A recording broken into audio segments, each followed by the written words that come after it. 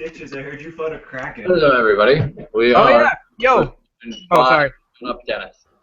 No, we're live. We are back for session 5 of the Heroes of Luxtos. Yeah. Who is going to give me a recap or point of inspiration? I spent an entire day cleaning up my house and making a potion. And that's the recap of what happened last session, as far as I'm concerned. What but you weren't there. Yeah, I spent the session. The session took a day, and I spent that day cleaning my house and making a potion. Okay. Recap. I get inspiration. Bam. Brog, you can give me the recap after you unmute yourself. Dale, just to let you know, we are not live yet, so Yes, might we want to are. hold off on the recap. Oh, yeah. Are we? Yeah. It says live. But you were having audio issues, were you not? Yeah, he's having issues now that he froze. Now there's 2 of them. Yeah. You're back. I'm thinking of moving. All right. Brog, recap. Hey, remind me the character who climbed the stairs with me. Fancy man.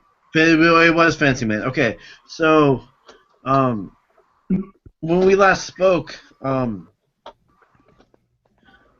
we were at the tavern, and fire broke out. So I mounted the nearest horse I could find, and hauled myself to the scene at my house, which borders Arnold's house. It was completely on fire, and what I did was I dove into the house with Fancy Man, and I found my wife after we climbed the stairs, and there was a With another man.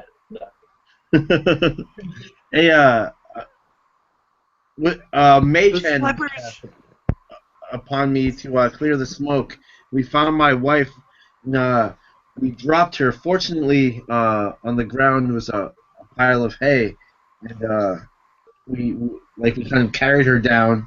And then in the next room, a beam had fallen on a Blanket chest. yeah, on a blanket chest, and my children were stuck inside.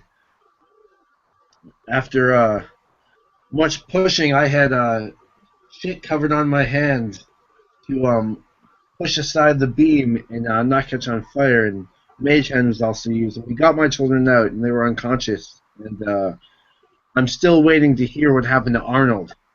I hope he's all right. All right, Brog, give yourself a point of inspiration for that recap.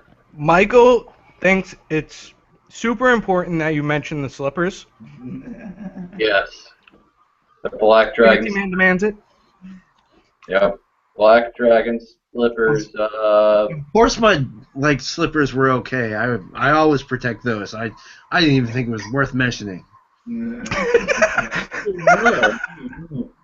Brog, what you notice is, despite the fact that you were in this burning house, your slippers really are unscathed.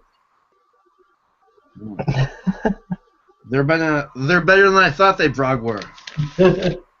All right. So, without further ado, session 5 of the Heroes of Luxtos. Smoke is pouring out of what once was a house. A guard lies screaming on the street. We're not going to go into that right now. What we're going to look at is just outside the city, in the forest, where a gnome, who just finished picking up after a badger, is coming out of his mouth. Stitches. You are coming out of your home. It's probably, I'd say, How far away from the street would you say that you are, or how far away are you from the main road? From where? From your home. How far away is your home from the main road? Is it like pretty close? Less than a mile. Less than a mile? Yeah. Enough outside that you can't really see it from the main road, but not far. Okay. So, as you're walking up to this main road, you see a carriage coming across, which really is a normal sight for you. I'm going to have you roll a perception check if you see any more. Alright. Do-do. 10. 10. Yeah. Okay. From the back of the wagon, a piece of, like, a rumpled up piece of cloth, you think, was just dropped out of the back of the wagon. A rumpled up piece of what? I'm sorry. It looks like it's a rolled up piece of tarp. Probably about, it's about 2 feet wide. Probably about 7 feet long. And just like pulls out of the car.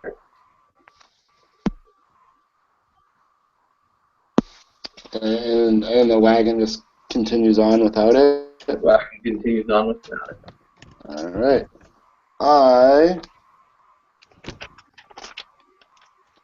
Sorry.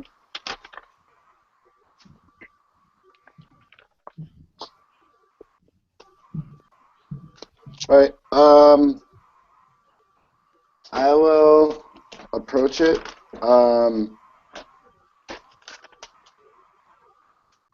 As you get closer, you're noticing things about it that it seems to be wrapping something up. Okay. Is there like a tie? Like, is there a knot in it at all? No, it looks like it was wrapped up really hastily. Okay, so kind of just rolled up. But yeah, it's got a whole bunch of wrinkles in it. Does it look heavy? Or the wrapping, does it look heavy? It does look heavy. Are you going to investigate it further?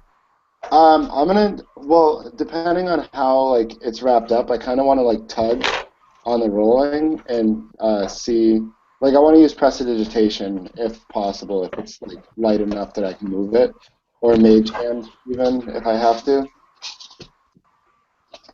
Okay. So I don't want to, like, go walk right up to it and grab it.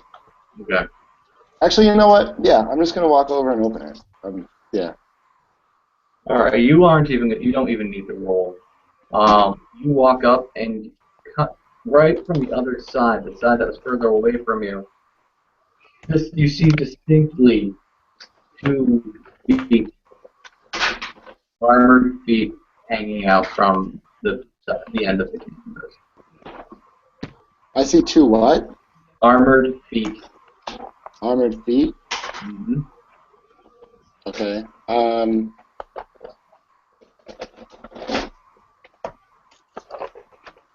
Okay, are they moving at all? No.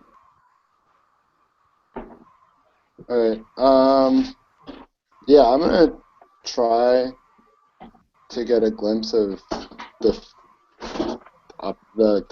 obviously I'm assuming now it's a person, so I'm gonna try to look at the head, see if I can identify it a little better. Okay, so you're gonna unwrap it? Yeah. When you unwrap it, it's actually gonna have to roll a strength check. It's a fully armored figure. Okay. So I'm gonna lift the helmet visor then to see the face. Oh no, in order to get at the head, you need to like kind of roll the canvas. So you gotta pull the canvas out from under it. Yeah. Okay. Yeah. I'm gonna do whatever I have to. Okay. I'm assuming it's dead. If it's not, I mean, I'm not gonna keep going if it moves all of a sudden. I'm kind of at this point. I'm assuming it's dead. All right. The helmet doesn't have a visor on it, so as you're like kind of pulling around it, the helmet falls off, and two dead blank eyes stare up at you. A look of pure and utter shock must have been this person's last facial expression. And there is blood coming up from the breast, like right the breastplate, like right at the neck. There's blood coming up from there. Looks like the body is actually still warm. Okay. All right. Well then, I'm gonna. Can I tell like what race is it? Is it a human or? It is a human, and also on the armor you see the sigil of a wolf, which is the sea wolf, is the main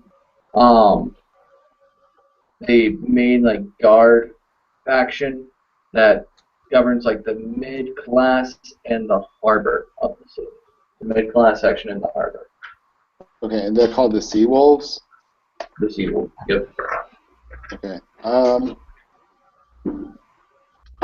right. Is the sigil like part of the armor, or can I remove it, or? The sigil is you can remove it. Okay. I'm gonna take the sigil, and I'm also gonna search for any other possessions on the body.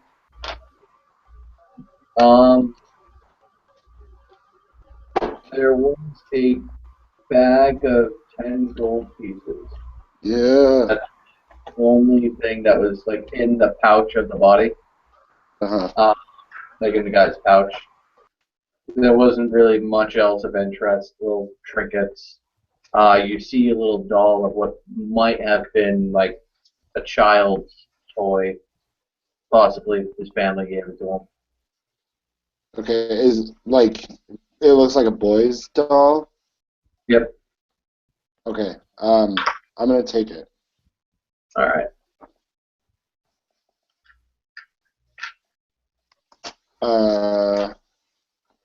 And then I'm going to try. I'm gonna start like moving quickly up the road to try to see if I can catch up with the wagon. I'm just gonna leave the body right where it is and start moving up the road. And then if I do catch up to it, once I notice it or hear the wagon pulling or whatever, I'm gonna move into the woods and try to follow it closer. The wagon was moving away from the city. Oh, it's moving away from the city. Yes. Okay. Then I'm not gonna follow the wagon.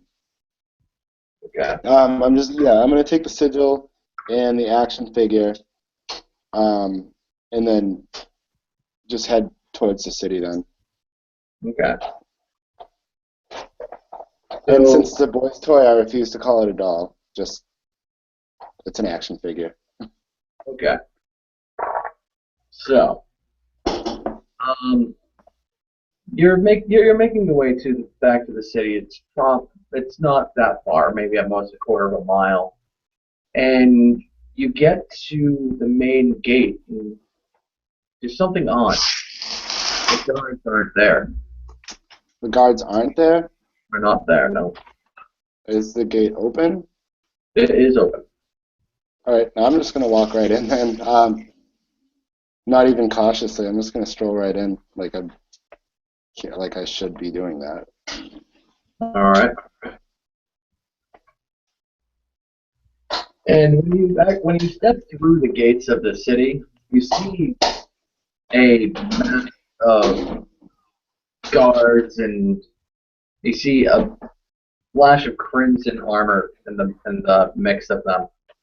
You recognize this armor to be that of Wilhelm. Wilhelm's standing there as well. All right. And he's Roll perception.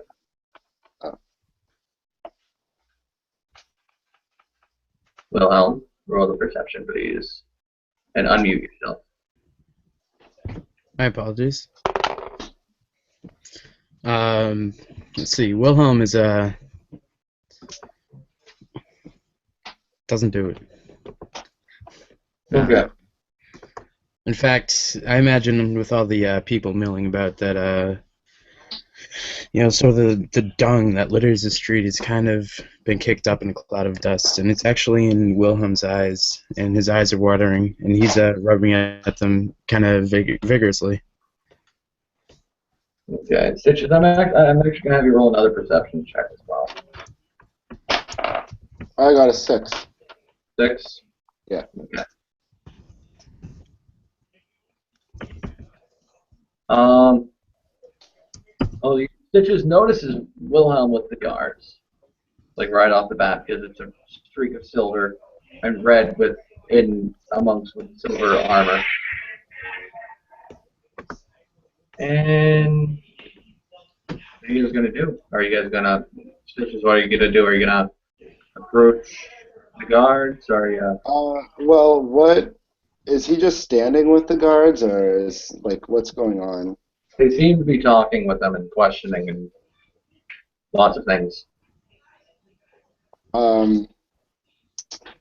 Okay, can I identify the guards at all? Are they like Feeblehammers or? There are no Feeblehammers there.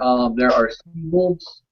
There is one Griffin Blade, and then one. Just see wolves and a Griffin Blade. Okay, I'm gonna wander over probably about 20 feet away from Wilhelm, but I'm gonna put myself in a position where he can see me, and then lean up against a building and just start cleaning my fingernails with one of my pocket knives, and just stay there and wait for him to notice me. Okay. So we snap over to Wilhelm, and the Griffin Blade obviously is taking charge now. He's patched you up from your wounds, and he is asking you. So, a person with red armor similar to yours, and what? Bugbears in the city? Yes, bugbears in the city. They actually they attacked me in a back alley, and they were wearing the just sort of out of character real quick. Were they wearing also the sigil as well? No. No. They were in plain black leather armor. Okay. Yep. They attacked me in a back alley, and fortunately I managed to escape. But they're out there, and they were up to no good. They tried to kill me. Yes. He's looking at you with an arched brow. So, And Wilhelm looks down and kind of points to the hole in his side, and he goes, "You think I did this to myself?" no, I don't. The bugbears, I do believe, but someone else in similar armor to you. He looks at you judgmentally. He's like, all right, well, we will take this into consideration. And, yes. There's nothing more to see here. Clearly not. So the Griffin Blade starts walking off, kind of motions to the other guards to disperse, go to their posts. And also, there were a couple of guards that went out after the cart as well. When we left off, there were a couple of guards that went off after the cart, and Stitches retcon. There were soon after the cart, a couple of guards on horses went running by. Okay. Which I probably should have said. Well, I mean that's fine. I would have, if I heard anything approaching me, I would have stepped into the woods. Okay. Yeah, I wouldn't have wanted to interact with anything. Okay. So then we bring us to the fire, where We have Saxor, wounded but alive. Ekch, Fancy Man, Dung, and Brug. Before you on his knees, down at the ground, not really responding to anyone despite prodding him, is Arnold. He kneels beside the charred remains of his family. And not far off is the remains of one of your comrades, Brad. Rest in peace, Brad. R.I.P., buddy. Ripperoni. Ripperino. Can I approach Arnold?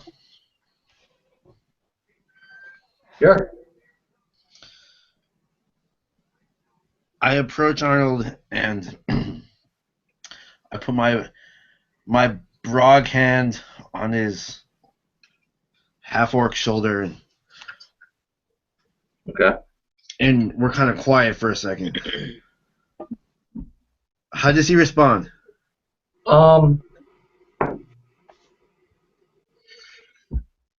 After a moment, he begins to tremble a little bit.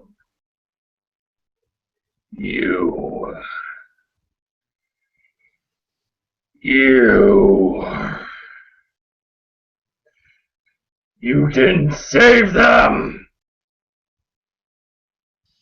And he begins shaking more and more uncontrollably. Is he also wearing his dragon scale boots? Yes. He is fully armored. Considering he was on post during the time of the fire. But actually he was in the meeting with the Griffin Blades, if you remember he said that. Mm-hmm. So I'm gonna kind of tap him with my boots, and I say, you know it's more than family. You know it's more than that.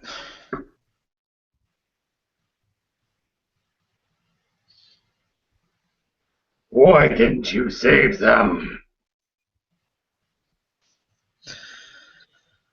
I'm gonna tap his shoulder and look over to my family, and I say, my family might be dead too. They haven't been saved either. They were saved. They were actually outside of the house. Like that, I think. Right? Wait, last time I checked, they were passed out though. No, none of them were passed out. They were all actually up. Okay, they've recovered. Well, no, actually, the last time Brog saw them, they were passed out because I teleported him into a building. That's right. Okay. A little bit of confusion there. Sorry.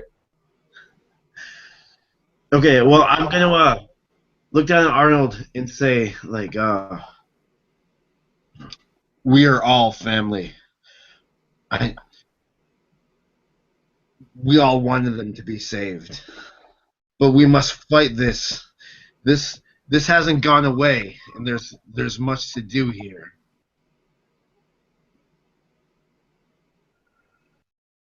Leave me alone. Yeah, you could have.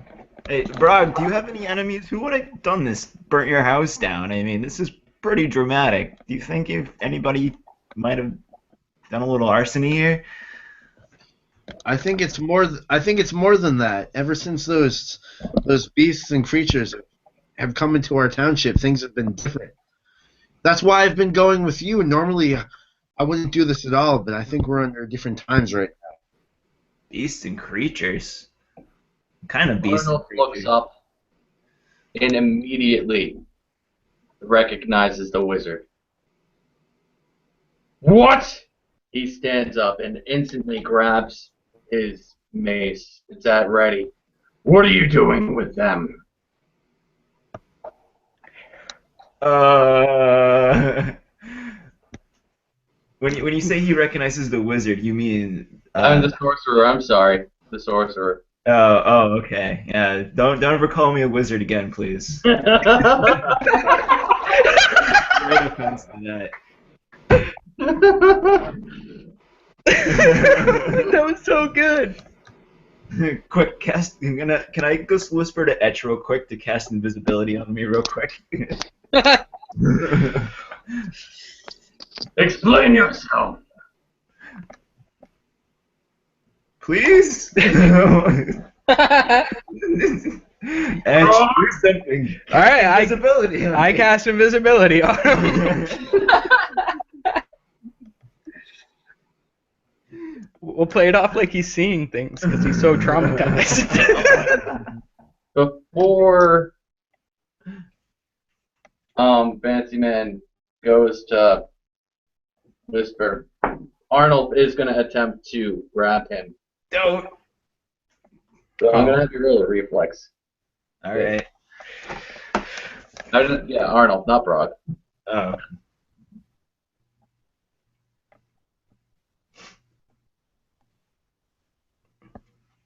You roll a reflex? Wait. Who, Brog or Fancy Man? Fancy Man. Okay. Woo, baby! What's your reflex? Hang on. It's on the front there. Two. It should. So. Yeah. Okay. So 14. 16. 6. Oh, 16. Oh no, 15. 15. Durr. I forgot how to count. You have to just get away from Arnold's grasp. He had to get up off of his one knee and try to grab you. But now he was standing up already. Oops. Alright. So he tries to grab Arnold. No, Fancy Man. Okay. He tried to grab Fancy Man, and then his attention goes back to Brog. Brog, explain yourself. Explain what? You're under lots of shock. Like, we must get you some rest.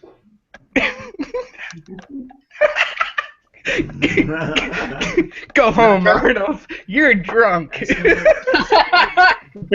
Yeah, I tried to persuade him. Yep. Should I roll for that? Yep. So I rolled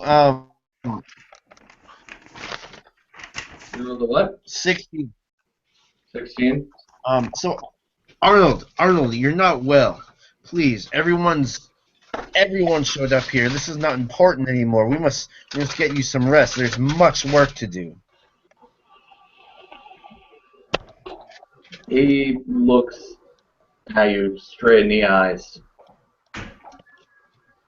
I've had enough of your deceit. And he's going to try to jump on top of you.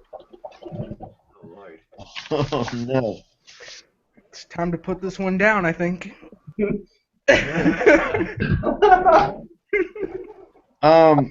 Who is around right now? Everybody. Even other guards. Okay. It's alright, I got an ace up my sleeve. What's that? The thing that we did last time. I'm making big again. Nah, darkness! So, Oh, my mic wasn't muted. I cast darkness on the magic missile. so Brock, I'm going to have you roll a reflex save.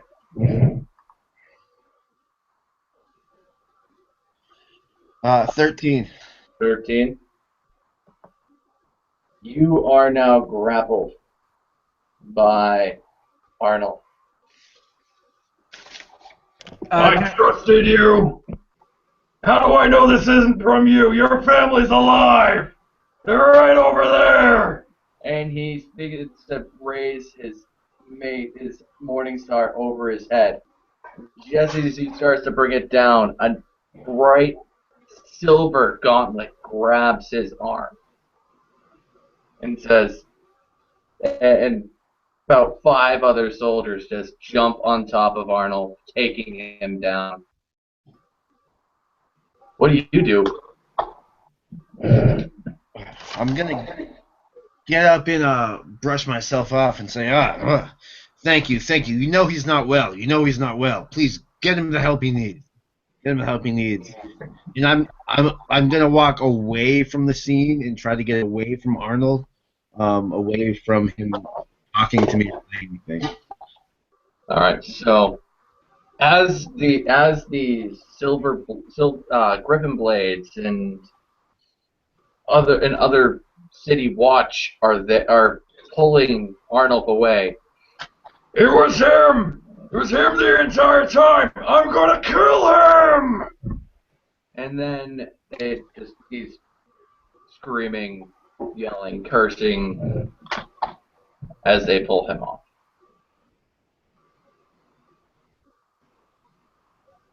Oh, he is not well.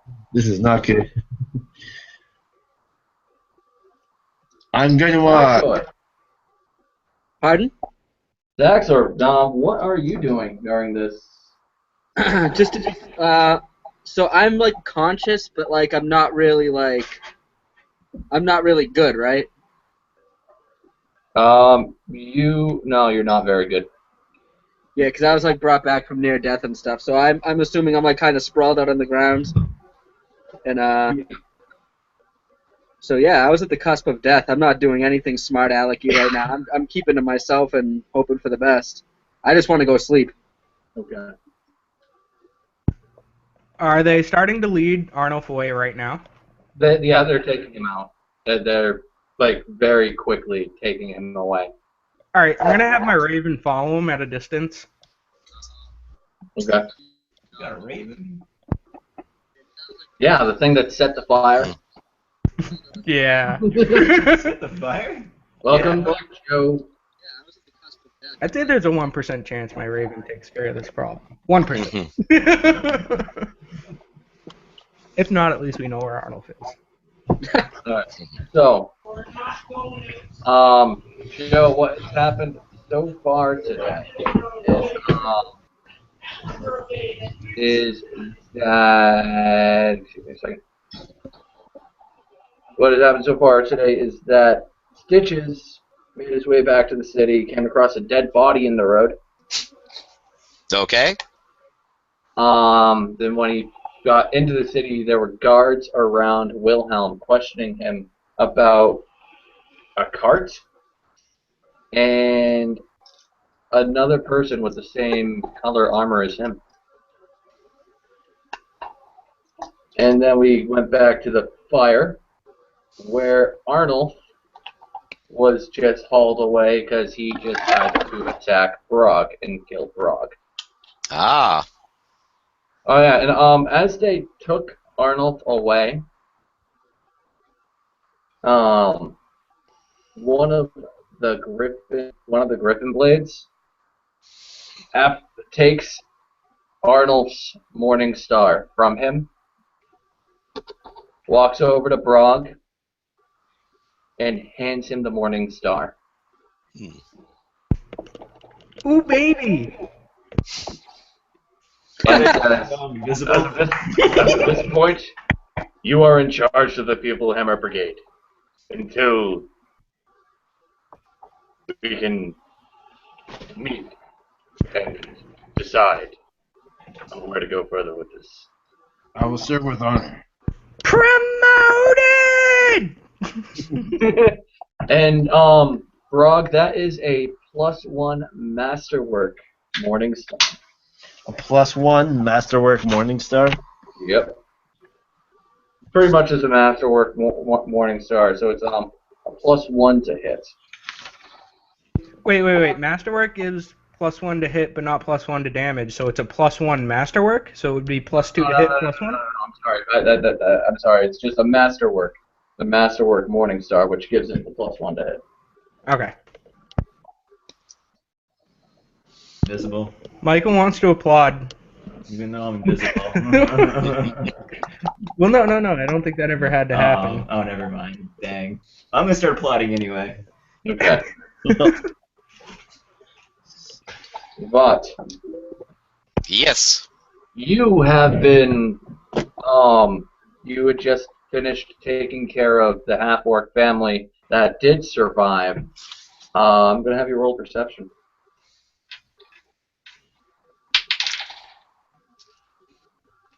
I didn't see anything. I got a 1. Okay. What are we talking about? Okay. I smell fire. Okay, X and Fancy Man, what are you guys doing?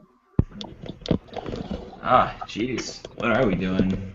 That was fun. I still really want someone to drink my blood, though. I'm gonna turn to that and kindly ask him to remove a little bit of my blood.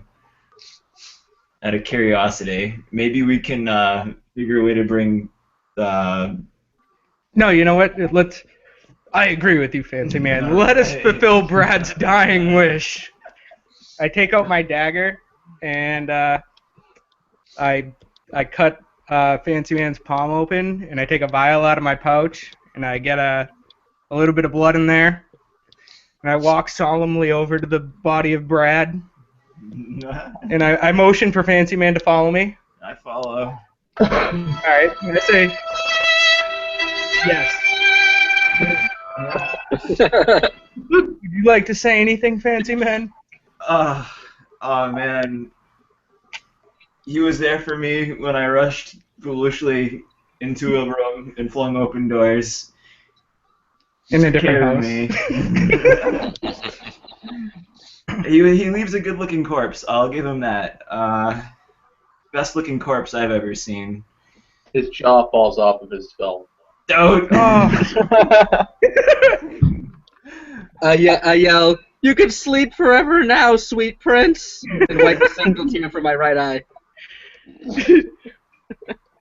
World's smallest violin plays for you. His No more speeches, will saves for you, buddy. his speeches were long-winded, but his And song smashing was on point. will live forever. Brad the Bard, let you not be forgotten. And I pour the blood into his mouth and try to coax it down his throat. Okay. Let's find So some you pour burial. Wait. blood down the corpse's throat, and it makes kind of like a sizzly sound as it hits maybe a hot spot inside of him, but nothing more happens. Oh. Well, we tried. We did try.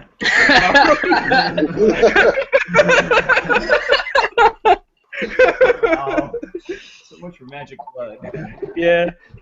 Oh, baby, it's triple! I look at Fancy Man and I say, I knew you weren't that special. Oh, You're just a Self-esteem plummeting. you're just a novice sorcerer. Oh, that's it. I'm gonna give him a shot. Does he have okay. a... And now we go back to the city gates where Stitches and Wilhelm is. Oh wait, I take Brad's belongings. Can I do that? Are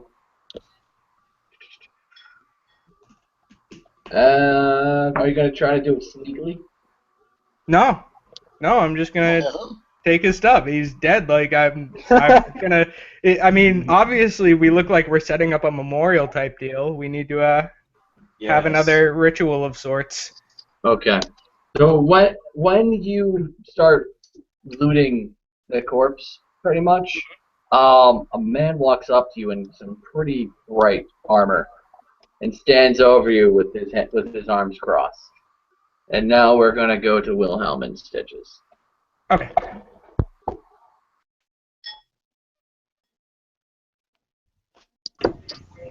So, oops. Okay, now that Alright, did we get that sorted out yet? yes, we got that sorted out. I just stopped trying to unmute you while you were trying to mute yourself. Well, that's funny because I stopped trying to unmute myself. Alright. Okay. So, suppose you guys roll another perception check. Actually, at this point, you guys could probably see the dark column of smoke coming up from the general vicinity of the bursting bunghole. Alright, I rolled a 17, so I'm sure. I also wound up with the 17. Yeah. Oh, word.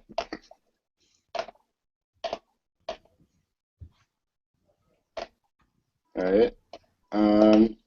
So the guards have left already, right? Yeah. Alright, so I look up from my fingers and I like nod at Wilhelm and then like motion him over with my head, still leaning on the wall. Yeah, Wilhelm kind of just casually walks over, and as he is doing so, he kind of resettles his cloak around his shoulders so that it closes in the front. And he keeps him, he adjusts a mask on his head so it's ready to be pulled down in a relatively quick fashion. And he walks over to Stitches and just nods quietly. And he says, "Oh, see that smoke there? Hope that's not the inn." Why don't we actually go take a look? Let's talk on the way there. So, the Okay. yes. You guys can walk and talk. Yeah, So, certainly. interrupt. All right. Cool. So, I say, so what was that all about? What did the guards want? Well, it's kind of one of those things that sort of got out of hand really fast. Seems to happen a lot around here. Yeah. I saw someone from my homeland who wears the armor, the bright crimson armor, just like me. And I wanted to catch up with this person and, talk with them. Did you, But did you recognize him or just the armor? No, I unfortunately only caught a glimpse of the armor. And the person hopped into the back of a wagon, and the wagon driver was a little crazy. He almost ran me over, but alright, so long story here.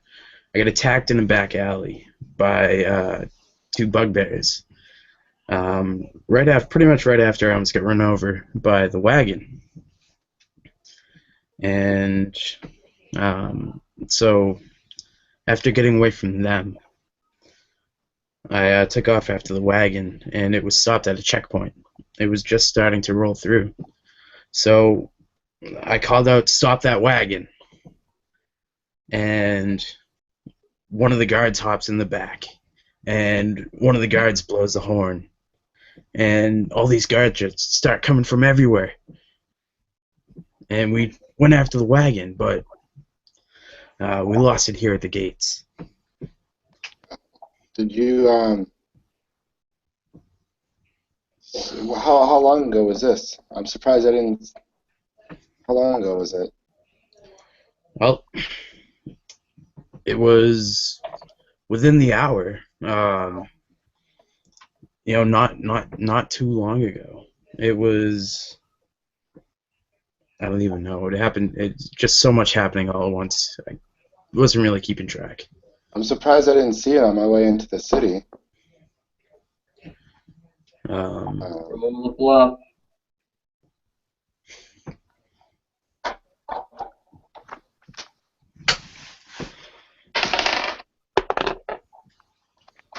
$17.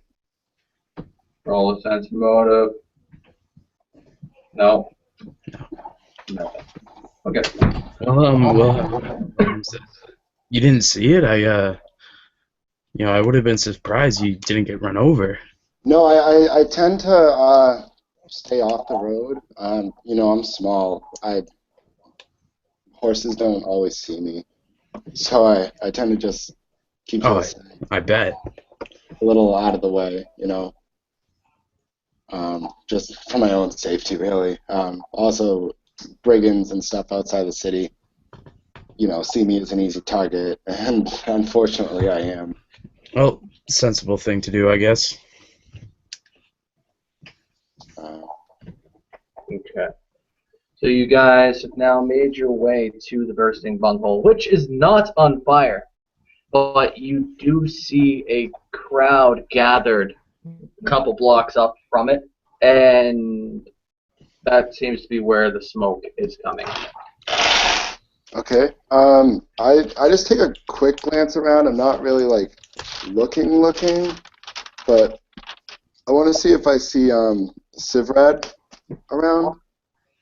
Okay. I'm not gonna go looking for him. I'm just aware that I've seen him in this area a few times, so I'm just keeping an eye out for him. No, you don't see him. Okay. Then I'll continue on towards the crowd, unless Wilhelm has something else in mind. Yeah, Wilhelm's kind of looking at the crowd, and he manages to see the rest of the group there.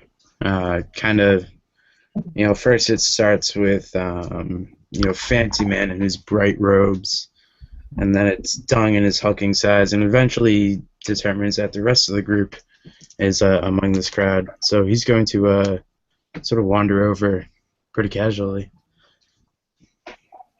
Okay. So I'm gonna stay in the crowd. Actually, I'm not gonna make a big deal about my presence there. Okay. Yeah. Kind of just gawking and holding my hand over my mouth. I'm not particularly disturbed by it, but I'm just trying to blend in a little. Yeah, Wilhelm isn't quite trying to step out close to the house. Really, kind of just looking around. He's not trying to put himself in the middle of all the attention where the survivors are, but he's sort of towards the front of the crowd, in that edge between sort of the no man's land where the rest of the group is and the rest of the crowd. Okay. All right. So slightly before they make their way to the clearing, we go back to Ekch and Fancy Man, who are standing near the corpse of Brad, and a big armored figure, Griffin Blade, standing in front of them. We appreciate your help, but there's nothing more to see here. And as he's standing there, you see two other armored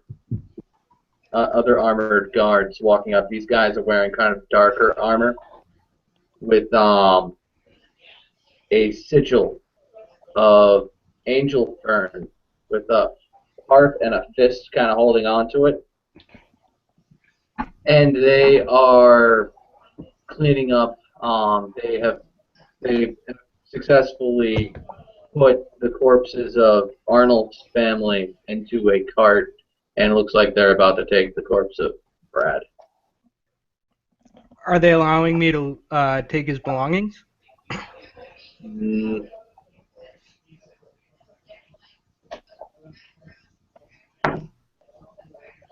There's nothing more to see here. Sir, please. Official business now. This was a very close friend of mine. He was the only one to befriend me in what I thought was such a hostile environment. There are some things on him I cannot let perish with his body. Like what? and he kind of stands over you a little bit closer. By trade, he is a bard, a spinner of tales, a master of words. I cannot let his songs perish with his body. Can I please be allowed to retrieve them? I suppose so. No. Thank you. Alright, so while I'm looking for his songs, I want to, like, try and also grab whatever I can.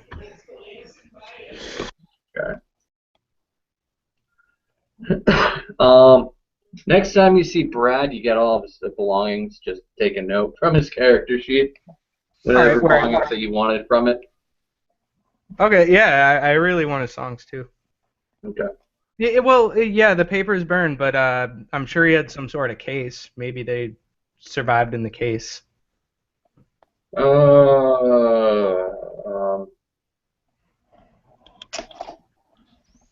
You pop open the case. Then half of the case was kind of burnt. There may be a few fragments of some lines in there, but most of it is illegible. And then Okay. as you do that, the black armored guards are beginning to scoop up his body with a shovel. With a shovel? Yep. With the shovel. All right. I try to stop him, and I'm like, if you would allow us, could we place his body on the cart, please? He deserves better than a shovel. If I may just interrupt here, is the guard standing over X? Is he wearing the black armor and with the sigil of the fist and angel of Fern? Yeah, you guys roleplayed a little bit too far, so you guys aren't quite there yet. Okay. See, this is how we railroad. Can I ask him about his sigil and what it means? Oh yes, that would be what we call metagaming. No. They say that they are from the Alchemist Guild. The Elkins. And they are in charge of incinerating the corpses further. How do you spell that? Alchemist? Oh, Alchemist Guild. I'm sorry. I thought you said Elkins. No, Alchemist. Cool. I mean, so mundane.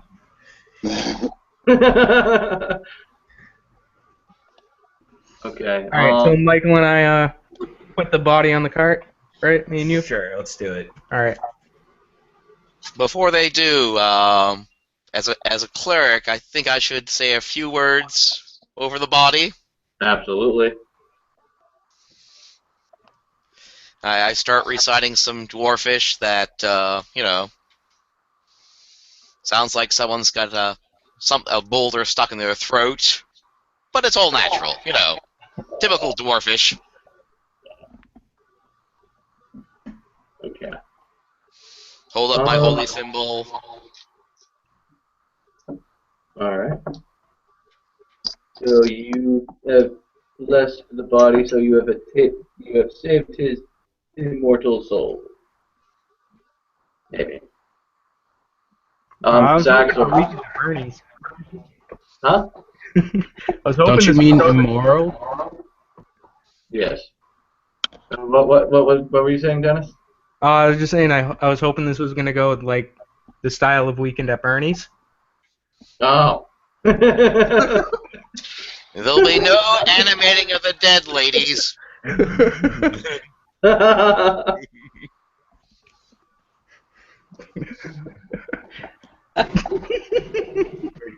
Good stuff. Okay, so the Alchemist Guild guards walk the body away. The crowd begins to somewhat disperse. Or no, the crowd is still there, but it seems to be thinning out.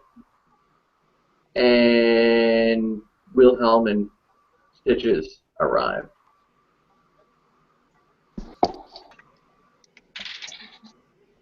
Does anyone notice them?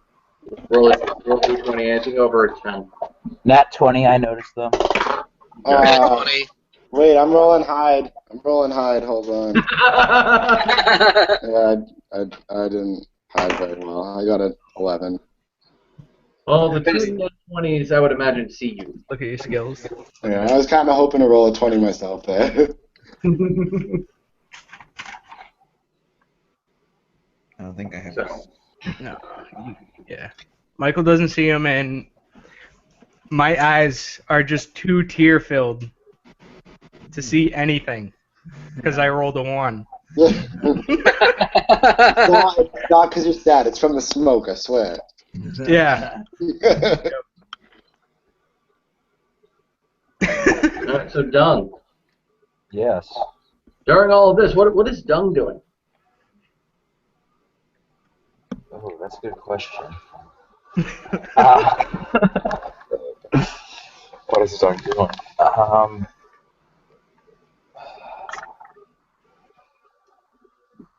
Doug kind of lost interest in what was going on, and is kind of just wandering through the crowd aimlessly, looking around for people, and he sees Wilhelm and Stitches arrive, and he goes to greet them.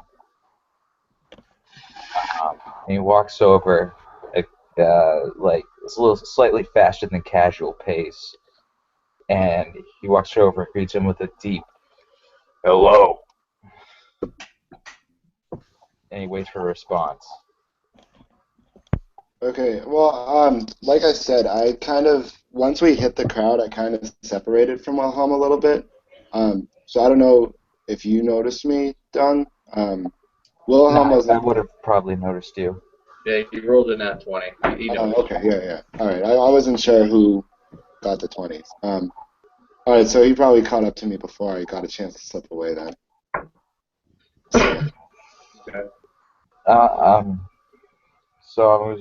So where are you going, little one? I'm gonna say to Stitches. Well, usually when there's a big crowd like this, there's a lot of guards around, and my face is on quite a bunch of posters.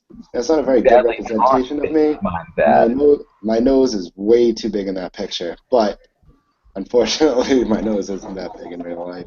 Well, look, take it off if you keep talking about it. But yeah, I'm not really trying to be the center of attention with a bunch of guards hanging around at the moment. So why don't we, amble on back a little bit and continue this conversation. Fair enough. I'll catch up with you later, little one. I'm gonna walk over to Wilhelm and stand next to him silently. Yeah, Wilhelm's just gonna sort of do a little nod at the burnt building and go and say, "Oh well, what happened here?" I have no idea. House caught fire. Arnold's family's dead. Wait, Arnold? Like big City Watch Arnold? Yep. Well, not City Watch anymore, but yeah. What do you mean not City Watch anymore? Did he die in it? No, they took his position away because he tried to kill Brog.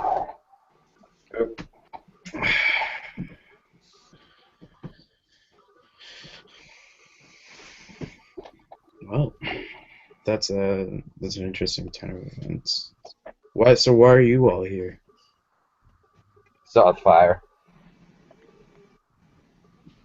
You just, wanted fugitives go out to watch a house burn down? Well, it is Brog's house as well. It's Brog's house too? Is he alright? Yeah.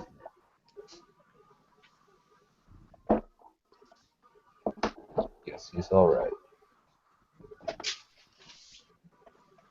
How about everyone else? Did his family make it out? I believe so. But Brad did not. Brad, the bard? And yes. What was he? What? why did he think it was a good idea to run into a burning building? Don't ask me. Look, you weren't there, man. It was a lot. It was a lot cooler in the moment. We were trying to save a family, and now I just want to go take a nap. Like, can we go do that? Please, somebody take me to a place that I could sleep. There's no time for sleep. This was no ordinary fire. Do you at least have ointment? I'm pretty on fire, surviving. Is there anyone who can help him? Actually, you roll a knowledge arcana. Or knowledge planes, more so. Do you have knowledge planes? I don't have a rank in it, but No. yeah. Oh wait, you know what caused the fire? Never mind. Yeah. Yep, I do. I know what caused the fire. Oh. Nobody else does. Start the fire. No, we didn't light it, but we tried to fight it.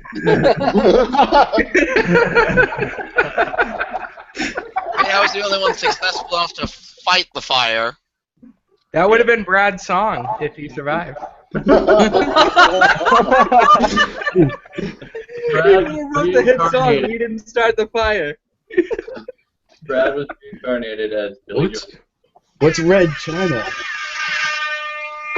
Etch, tell us how all this occurred. They wouldn't. You guys wouldn't know that. You know that? You guys wouldn't know that Etch knows. It's true. So you're just gonna be a dick. Something to fire. I mean, and there was a fire. Yeah, but nobody can speak Drow. Yeah. Wait. Or can they? I speak. No. You can speak English. Common. What do you freaking do? I'm just gonna go to sleep right here then, if that's okay. Fine by me. So, Grog, you yelled, can anyone help this man? Yes.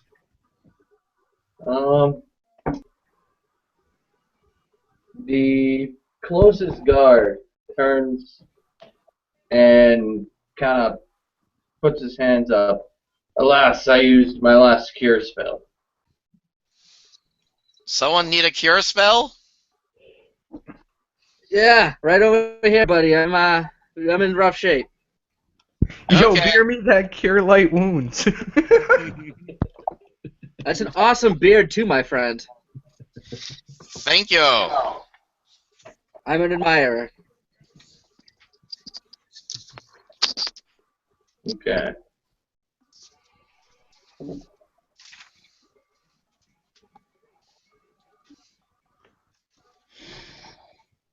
Joe, you're casting Cure Light Wounds? Yeah, I just gotta find it in the book. We've gone to 5th edition, right? No, not yet, not yet. Okay. Sorry. I totally forgot to message you. Say that we were still doing 3.5. There's the 3.5 E Can't believe you forgot. Pathfinder. Okay.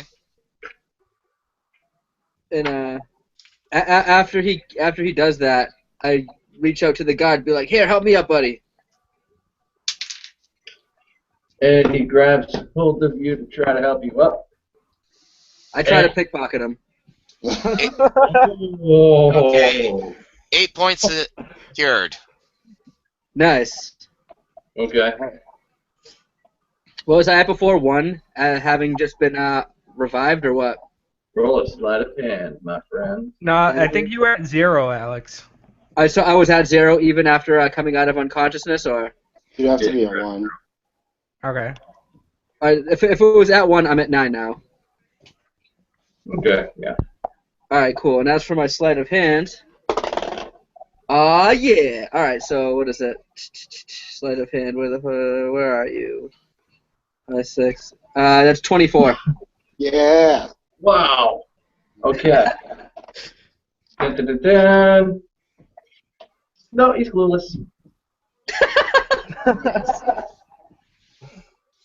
And you find his money pouch, and you get Unfortunately, he only had 2 gold. I'll take it. It's 2 more than he had. Now you're allowed to start 2 more times. Okay. You successfully pickpocketed a guard. Brock, haven't heard from you in a while. What's Brock doing after he unmutes himself? Licking the morning star.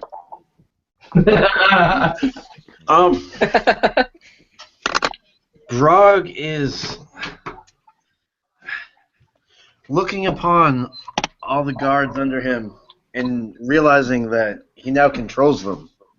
He doesn't control those ones. He controls the Feeblehammer Brigade. Oh, okay. Which is total of you. What? You're in charge of the Feeblehammer Brigade partly because you are the only one left. Oh.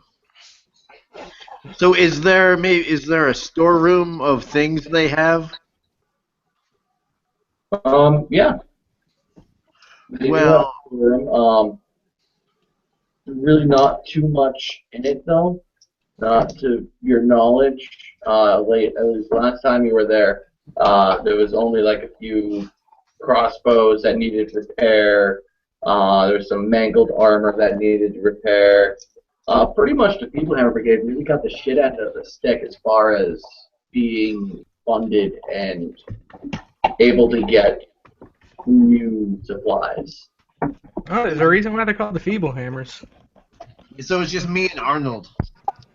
Or it was just you and Arnold. Now it's just you. Arnold has been taken into custody. Hmm. There is still a Griffin blade still there. There's still what? There is still a Griffin blade there. Okay.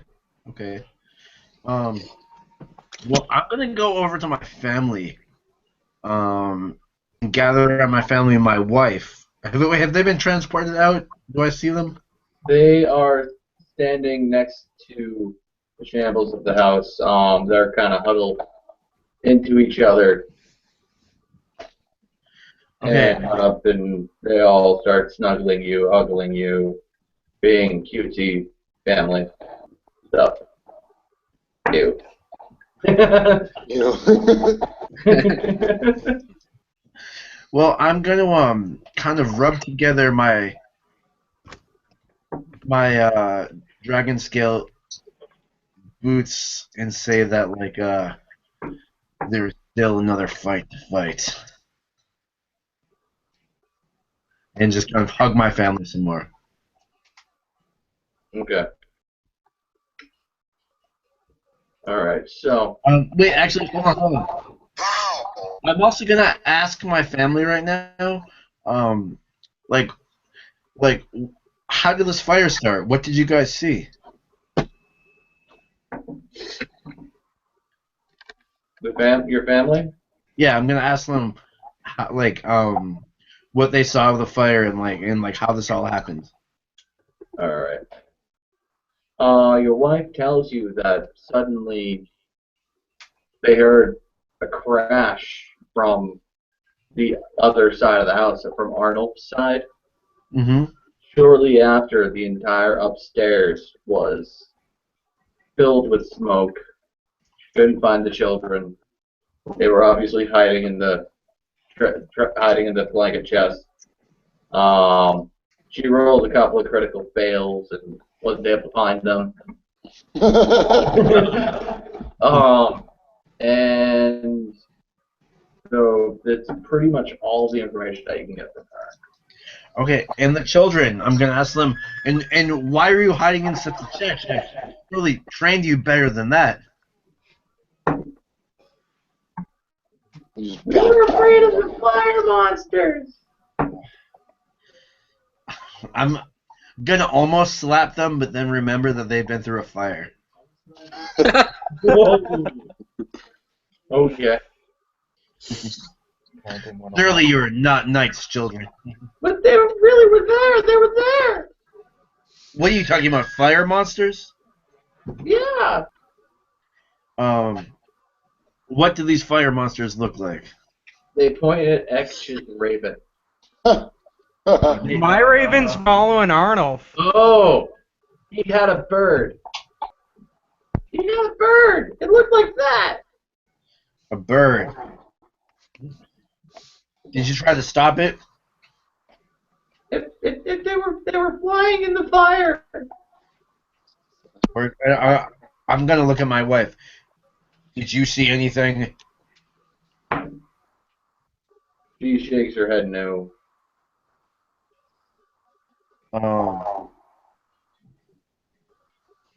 I'm gonna embrace my children and just comfort them now. Right after you were about to slap. What's that? Right after you were about to slap them. Well, I am a half-orc. Yeah, you are. He's got a fiery temper. So, I'd say for story progression, the scene clears. The guards been able to disperse the crowd for the most part, and the Griffin Blades have supplied Brog with a. They told Brog to stay in the Feeblehammer Brigade storehouse until they could find better lodgings for them, and that they would supply food and water for them as well. Well, that's good enough to bathe. What are they going to drink? Oh, yes, that's right. And boots. And boots. There's plenty of boots in the Feeblehammer Brigade's locker room. Not even a chuckle? Come on, guys. I was thinking like, oh, cool, they get boots. But now I get it, yeah. I get it. Okay. Okay. So, are you guys gonna reconvene in the bar? I put out the offer to everybody. I say, let's get to the bar, man. Drinks on me. It's been a long day. We got some stuff to discuss. Who's with me? All right, so at this point, I turn around and I look up and I'm like, Wilhelm? Stitches?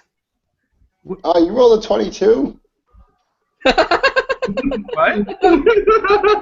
He's hiding right now in the crowd. Well, no, Dale just said the crowd was Yeah, dispersed. I'm still like staying out of sight at the time for the time being. I'm not. Roll another hide. Okay. 7. Yeah, I think you found me this time. No, 9, but yeah, still not very good. Yeah, so I'm slowly walking over and I'm like, when did you get here? Around the time they were cutting Brad away. Brad. Yeah. I run up to Stitches and I give him a hug and I say, dude, I almost died. I just want to tell you, I'm really sorry about the mushroom stew. I'm so sorry. Like, I'm like legitimately sincere. Like, I had a life-altering epiphany. What do you mean, the stew? I'm sorry that it happened.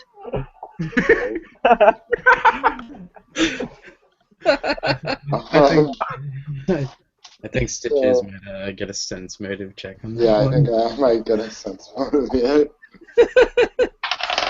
Alright, I rolled a 7, so. What? Was Saxor? Was he sorry? What's that? Was Saxor sorry? Yeah, Oh, no, yeah, Saxor is sorry. He's actually, like, sorry. It's a matter of me being able to tell if he's sorry for doing something, for, like...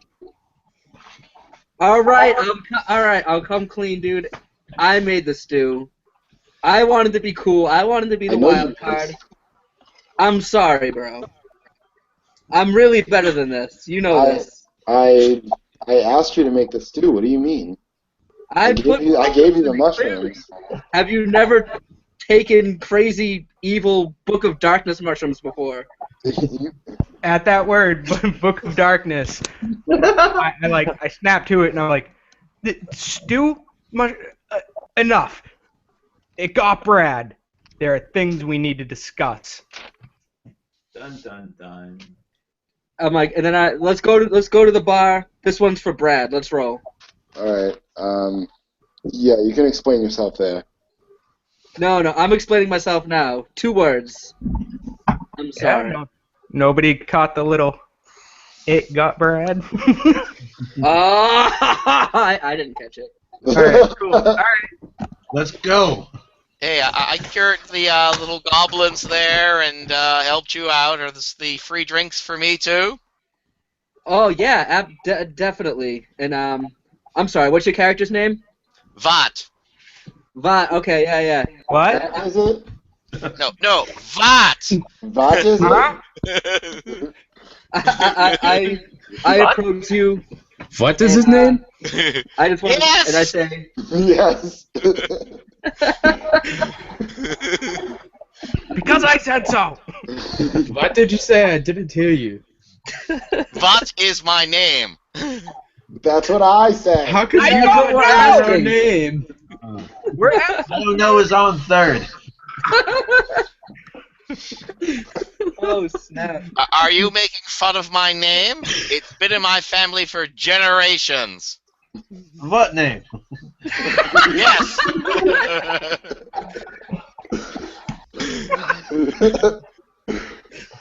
I love how Nick's crying over there. It's got like tears in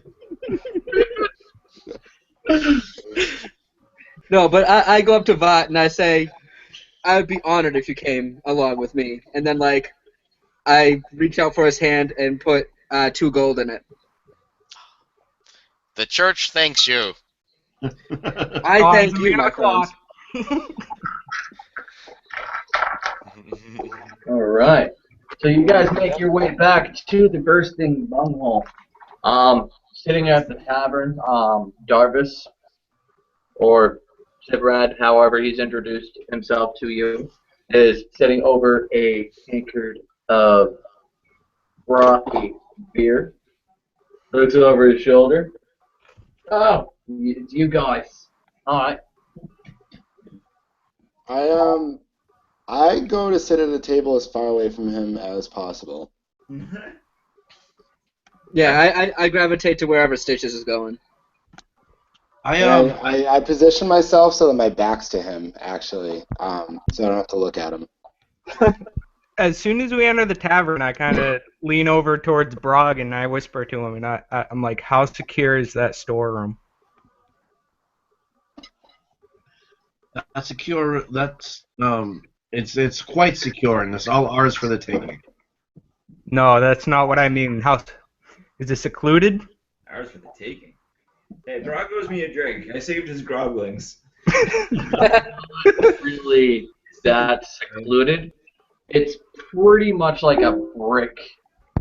It's pretty much like a brick building, a stone building that's about 8 feet wide, and about 10 feet deep. It's really small. How many people are in the inn right now that we see? There's actually just Sibrad is in the inn. Okay. And the barkeep, because it's still kind of early in the day. Believe it or not. All right. I kind of I mosey over to the table Stitches sat at. Yeah, I'm gonna take off my boot and give a nod to the bartender and go behind the bar, and I'm gonna fill up my boot myself on the keg, and then go back around, make my way to the table. Yeah, Wilhelm takes a seat next to the door, sort of behind where the door would be if it was opened. So he's sitting a decent He's sitting right against the wall, kind of, and out of the range. Should the door swing suddenly open, it wouldn't hit him. But he's just gonna sit down. He's gonna cross his arms over each other, put them on the table, and just look at the room and kind of stare throughout the room. Kind of like a surveillance, almost. All right. Fancy Man's gonna look for the best looking female at the bar and go try to mac it up with her. Oh, There yeah. are none. Orc or elf. Except because there's no one else in the bar except. Oh, just then nothing Sivrad. Barmaid. The So barmaid. you might as well be the best looking girl in the room. Alright. Done. Actually, I'm gonna bring up at the table this, my children said they saw birds in the fire. You guys know anything about that? Were they seeing things? Speaking of birds, Dale, what's up with my raven? all right, your raven. It follows them. It follows Arnold to the prison, but the guards, they were stopped along the way. I'm gonna actually have you roll a perception. All right, I just have empathetic link. Like, Yep. okay, Yep. So it's kind of like if you're playing a video game and you got like kind of like the top right screen is like the other player or something. It's kind of like that. That's the way I envision that empathetic thing. So I'm gonna have you roll a spot check still. Pretty high up in the air. 21. No, 23. Bam. I forgot how to count again. They were stopped on the way by Karen Blackhand and redirected from the prison somewhere else. I would like him to continue that observation. All right. So they continued on their way to a house in like the midsection of the city in the middle class. And how long are you gonna have your raven wait?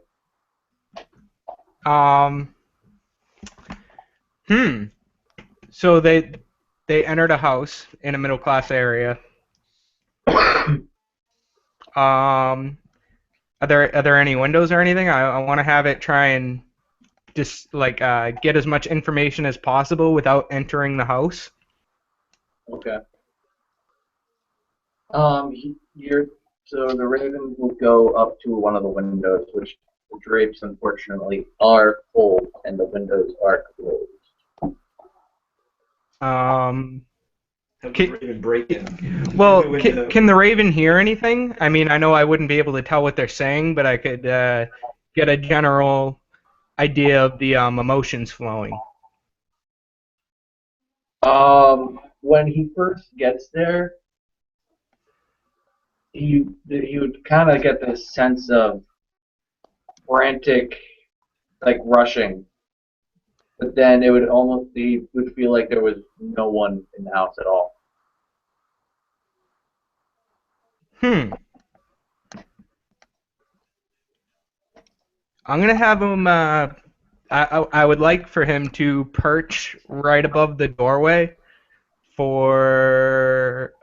until night, until I go to slip into reverie. All right. So we'll leave him sitting there while I decide what happens. Deal. While you guys are sitting at the tavern. So the barmaid comes up. What will you good sirs be having? Your strongest drink. Your best beer. I need Fran.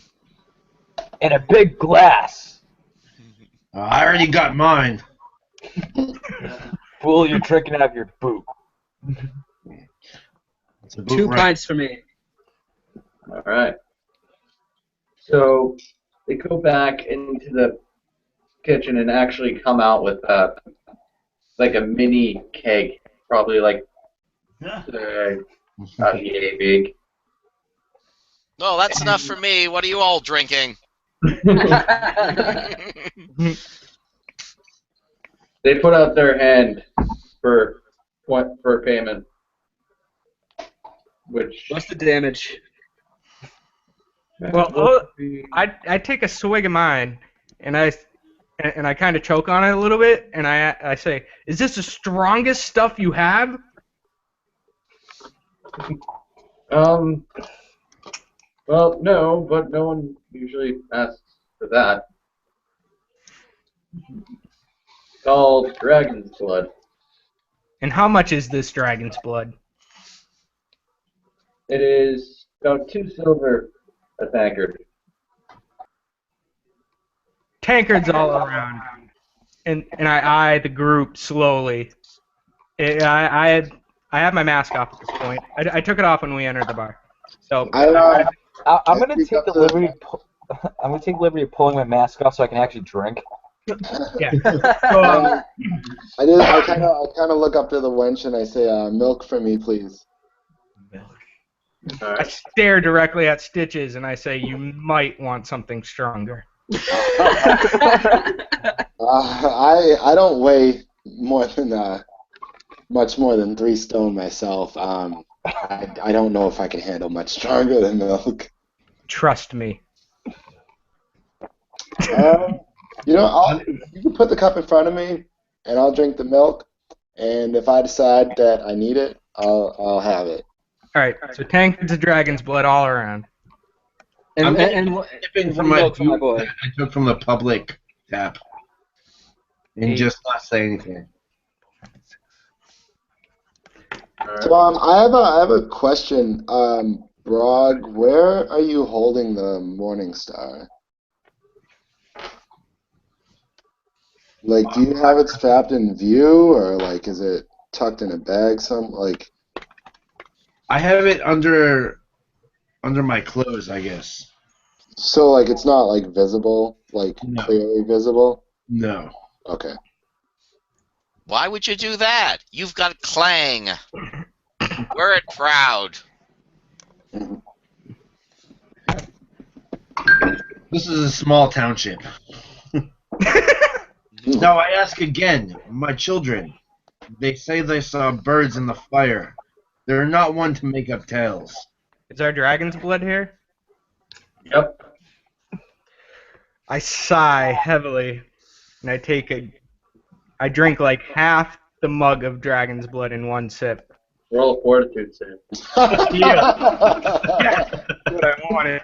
Maybe I'll just get hammered and pass out. All right. 13. All right. It like the same way that you kind of choked the other one down for being too weak. This one burns, but it doesn't make you like gag or feel any pain or anything. You didn't feel it. You passed. Well done. All right. So I stare directly at Brog, and I say, "It's been following me ever since I left that place." What has? What's been following you? Why did this happen to my children? It's using you to get to me. What's using me? What's getting?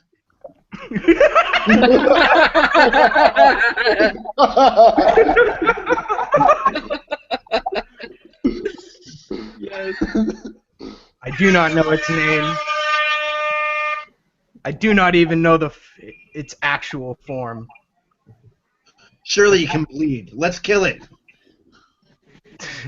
If only it was that easy, I would have done that ages ago. Brad was the only one I ever confided this in. Now Brad. And it got him.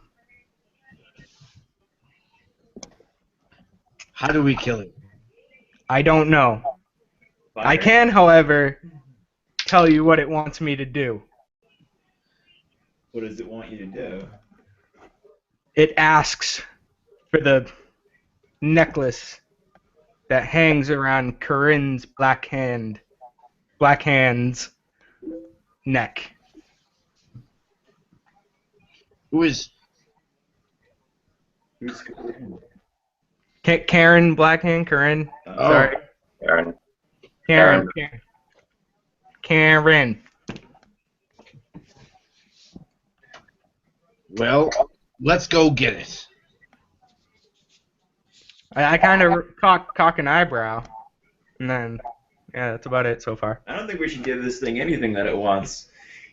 Did you see what it did to Brad and Arnold's family, and it almost took Brog's family with Not it? to give it what it wants. So you bring more death and destruction upon those who don't deserve it? I bring vengeance to this bloody bird. I didn't actually say it was my bird. What'd you say it was? It was a... I just said it's been following me, and I don't know what its actual form is.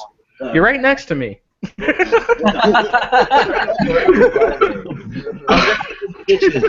was a failed looking shot. I'm gonna look at Stitches and say, "You've been much help to me, and there's been much action since I've known you. But why don't you just leave? Why don't you take it with you? Why do you have to bring it here?" Etch, not Stitches. Yeah. Sorry, Etch. Because here is where it wanted me to go. You saw what it can do. It has been pushing me towards this place ever since. And made him into an ugly-ass dwarf. This thing's capable of anything. Who you calling ugly ass? Yeah, wait, I'm confused. What? Hey, would an knowledge religion give me a hint what this thing is? I meant elf. Well, he's not given enough information. I don't think he's given enough information yet. Yeah, I'm just kind of, I'm still being vague about it, as vague as I can. Please. How did you meet this thing? I met it in the Underdark. Okay. I'm gonna look at him and I'm gonna hold up my boot and say, "Hold up your chalice of dragon blood." I hold it up. We're gonna cheers. Now, let's drink. I missed. No. And right in the face. And I'm gonna drink, but like slower to see if he drinks all of his dragon blood. Oh yeah, I down the other half of that glass. Both of you guys make a fortitude check. All right. Oh, I got a 3. 17. Okay, Brog, you are not drunk. Ek, you're drunk. I tell you, it's not nice. Whatever it is, it's not nice. You must tell us. I've told you what I know.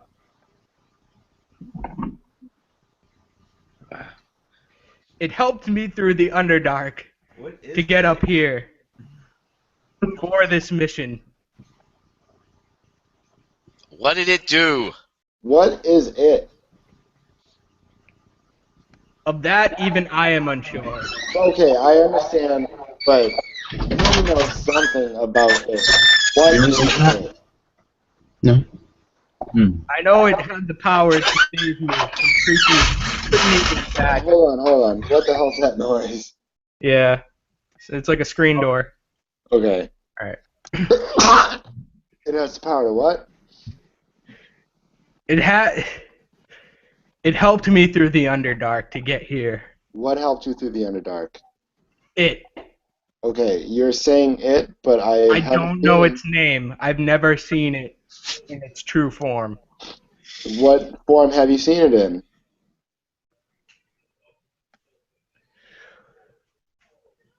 I sigh, and I take a sip of my scared milk. look. An almost scared look crosses my face, and I kind of look around the table and look in the corners of the tavern, and I say, occasionally, my raven acts questionably.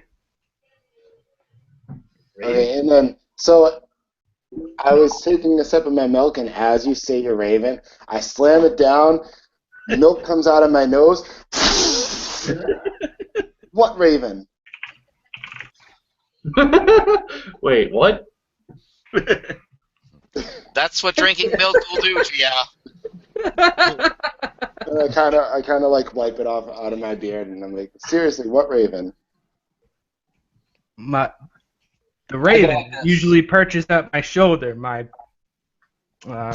familiar. Yeah, I don't know what to call it. Oh. Oh, he says. Well, then I take the dragon's blood and just take a sip of it. Well, what's our next move? How do we combat it?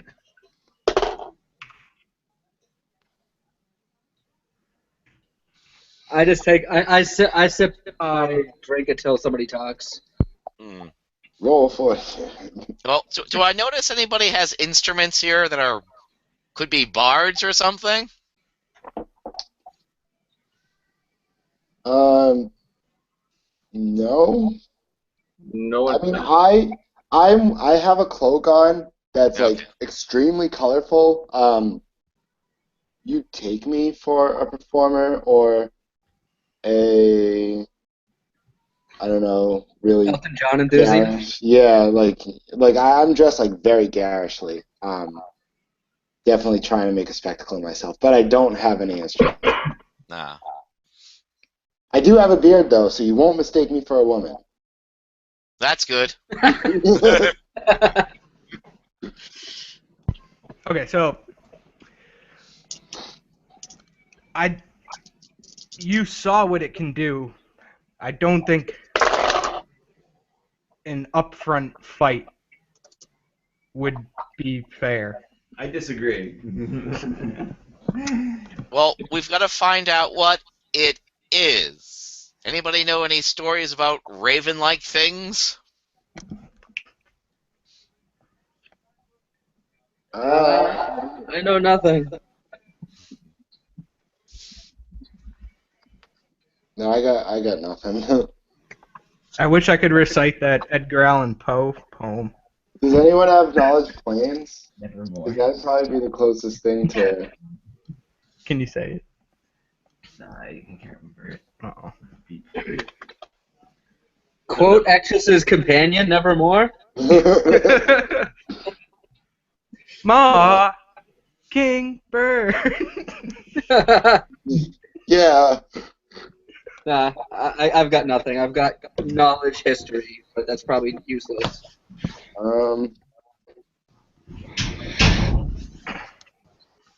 Okay, so I say, well, obviously, Karen has some item of great importance. I don't trust that guy. Maybe we should get it anyway. You know, we have some leverage over this thing.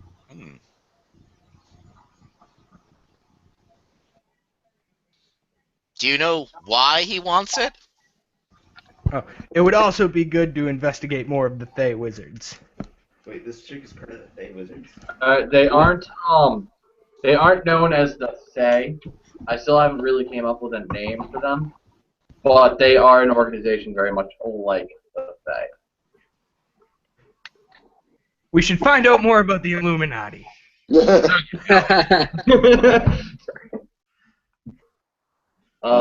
Actually, you know what? Hold on. I'm going to name them right now.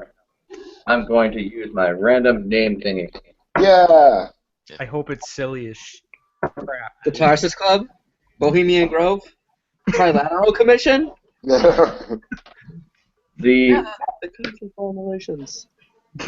Peter. Anatus. The what? The Anatus. Anatus. How do you spell that? I'm typing it out. Put it in chat. Okay. Anatus.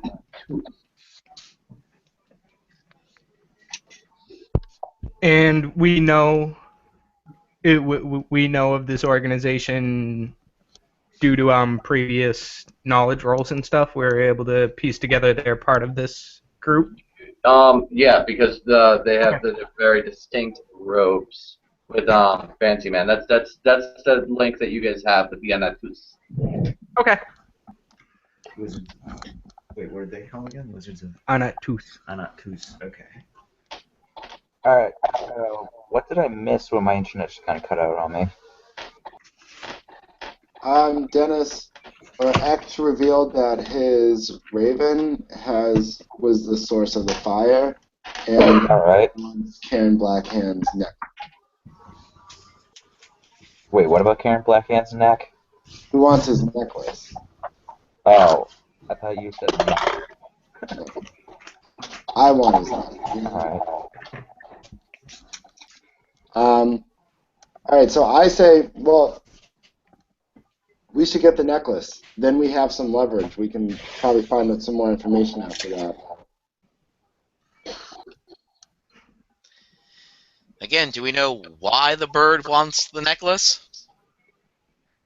I feel like having it would at least let us learn that information.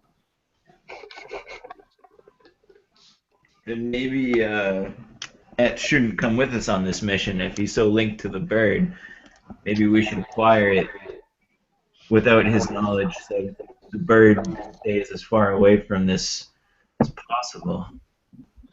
Or maybe we should use Etch as bait. Yeah, oh, I like that even better.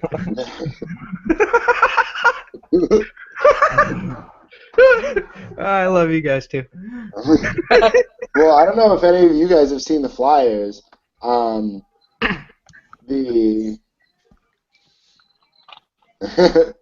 The drow is really the only distinct face on there. I haven't. I don't know who they got to draw those pictures, but they should probably hire somebody else. They're completely toy. Brog, you you actually know the person that they had for their criminal sketch artist. It was actually Arnold's wife. She knew someone who knew someone, but I don't think you'll be seeing her drawings anytime soon. Oh, well.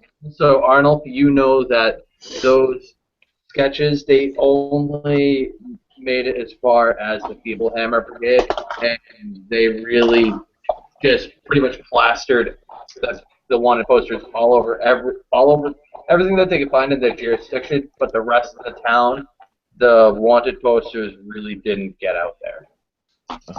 I'm gonna tell everyone that it was only my people who saw them, and my people are no more. How do you know that? No more. What do you mean? Oh, I know that. This whole battle, they're all gone. It's just me and Arnold, and we're the only ones left. Left of the Feeblehammers? Yes. That's preposterous! How is the city going to stay safe without the Feeblehammers? This cannot be.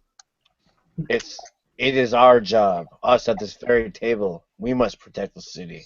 We shall reinstate the name of the Feeblehammers, and they will learn to fear us and respect the name.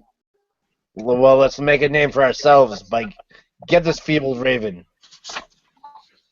I think the Feeblehammers, the city already knows the name, and though the name may be tainted now, these events to bring honor back to the clear Arnulf's name in the process.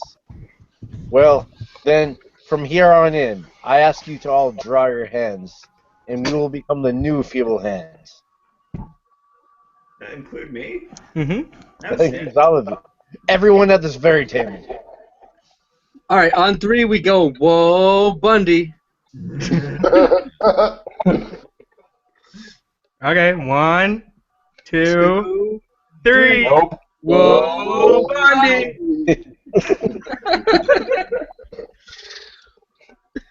Alright, so, more importantly, Brog, you say you knew the sketch artist? Yes, it was Arnold's wife. Arnold's wife? So they're going to be looking There's for something somebody new else to do I the know. art. As of this moment, Cairn has Arnold. Yes. No one knows that but Ek. Didn't the Silverhand take Arnulf? Yes. Cairn intercepted them. How do you know that? Where is he now? Wait. How does he know that Karen intercepted him? I want to know. Yeah, I sent my raven to follow them, you fool. Where is he now? Wait. Where is he? He's in a... I described the area. He's in a house in the middle class area.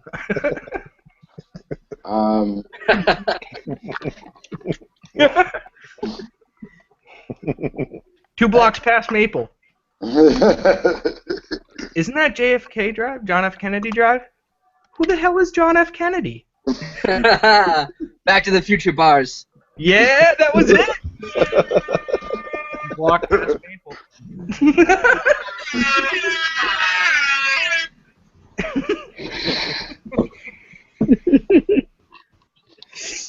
Damn, this wizard's Mighty McSuperfly. Alright, so I say, well, Brog, then the feeble, if the Griffin Blades took away Arnulf, then who's left in charge of the Feeblehammers? I'm in charge of the Feeblehammers.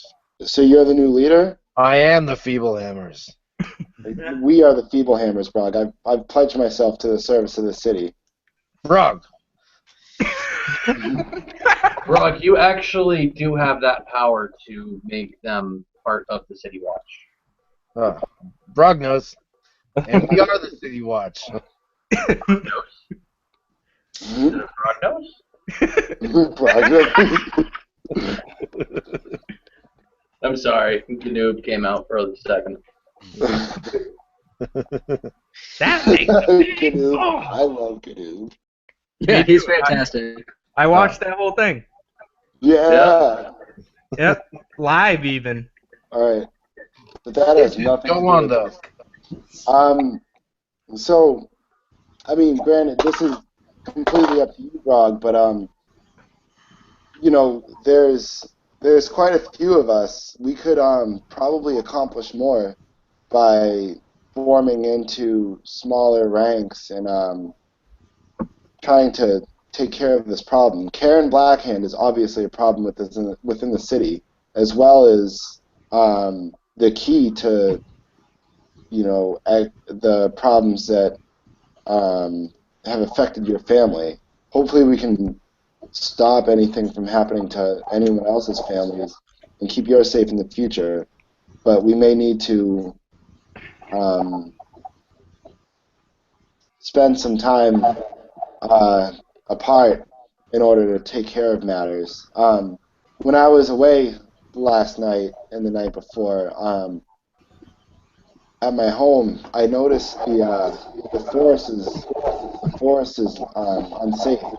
Something strange is happening out there. My wife wasn't around, so I wasn't able to ask her. But I think it's important for us to look into that as well. Where the Feeblehammer's jurisdiction is so close to the city gates, that anything happening outside may be of as much import to the Feeblehammers as what's going on inside the city. So now we have, you know, the issue with Karen Blackhand, but also there's something bad going on outside the city, and we need to take care of it. Yes, we can delegate these tasks, certainly. And we have some broken crossbows, if you know how to repair them, that anyone can use. I'm sorry, my talents lie more in the alchemical profession. I'm not sure if anyone else is used to weaponry. Nope. I've got weaponsmithing. Then Vought, maybe you can look into getting our stores back in order. My hammer may not be feeble, but I pledge it to you.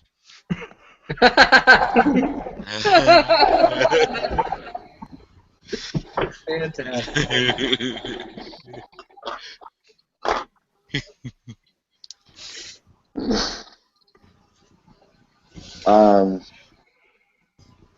So, and as far as Karen Blackhand, honestly, the danger really, it feels a little too upfront for a person of my talents. Wilhelm speaks up, and his voice, which has been silent throughout all the drinking and the bickering and the toasting and the pledging, it sort of cuts through the room. And he doesn't speak loudly, but his voice is heard by all.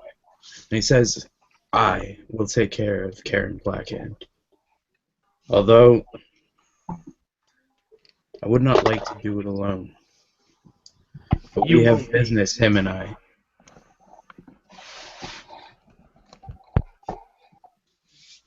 Dung, will you watch my back with me again? Dung chugs the rest of what's left in his drink. Dragon's blood. Oh my.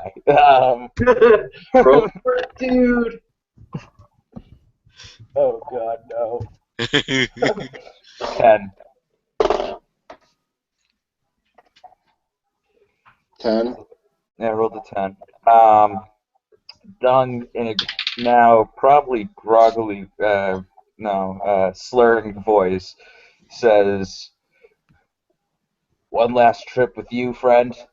Sure."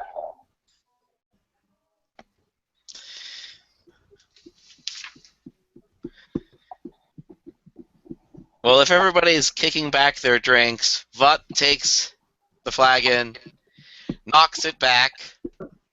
I rolled a 17. Okay. With my dwarven fortitude, I got a 22, and if you consider alcohol a mild poison, that's a 24. Nailed it. Who ordered the fairy pea?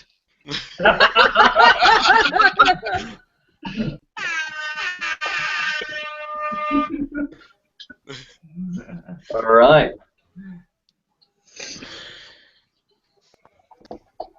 So it sounds like Dung and Wilhelm want to go after Karen.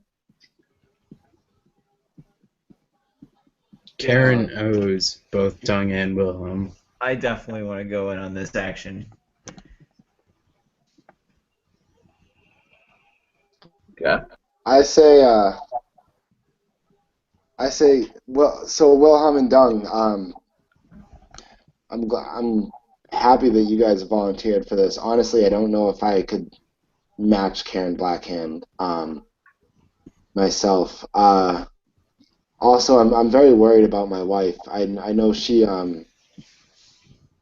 was planning on not being home the other night, but with what's going on in the forest, I feel I need to just check it out and make sure she's okay. Don't worry about it, little one. Well, there's something, I don't know, there's something going on in the city that's causing, the trouble. The reason my wife was out was because of something that's going on in the city. Her and a group of like-minded people, had planned a gathering to deal with it, but it doesn't seem like all's gone well, and I may need some backup in dealing with it. Can everyone roll a perception check? Oh, 16. 16. 21. I got at least 22, 21. Okay. So, those who got 20 or above, you notice that Darvis is he walks out of the room, and he walks back towards his cabin. Wait, he walks out of the room and walks back towards what? Darvis Severan. That shady guy. Basically, the only other guy in the bar at the time. No, he walks out of the room and walks where? Darvis the only person. Darvis, he walks to the side door where you know where his the cabin that he rented is. All right. All right. So continue. I look at Saxor real quick and I kind of nod toward the back door. All right, yeah. I give him like a knowing nod, and I head back that way All right. with the goal of sneaking out the back door and possibly tailing this fellow. All right.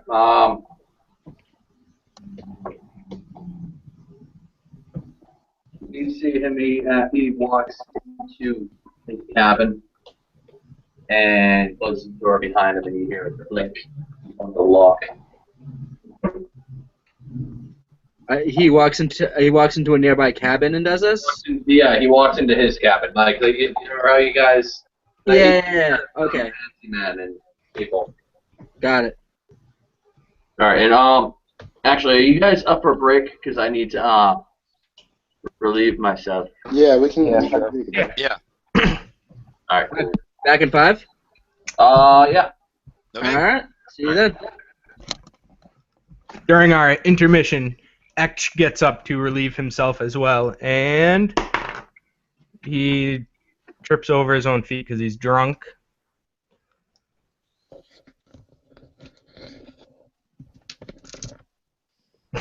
Okay.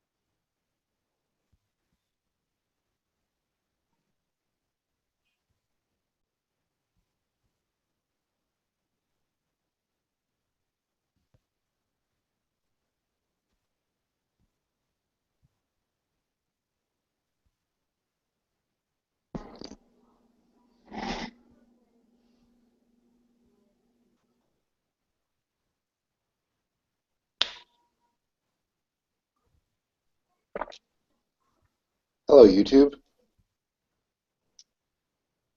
Yeah. Oh, You there's should someone else. share. You should plug your channel now. Oh, all right. Because our game that we did was fantastic. Yeah. So anybody that is watching right now and are enjoying this, please check out my channel, Jester X. You can probably locate it by the picture in my name tag, since there actually seems to be a few Jester X channels.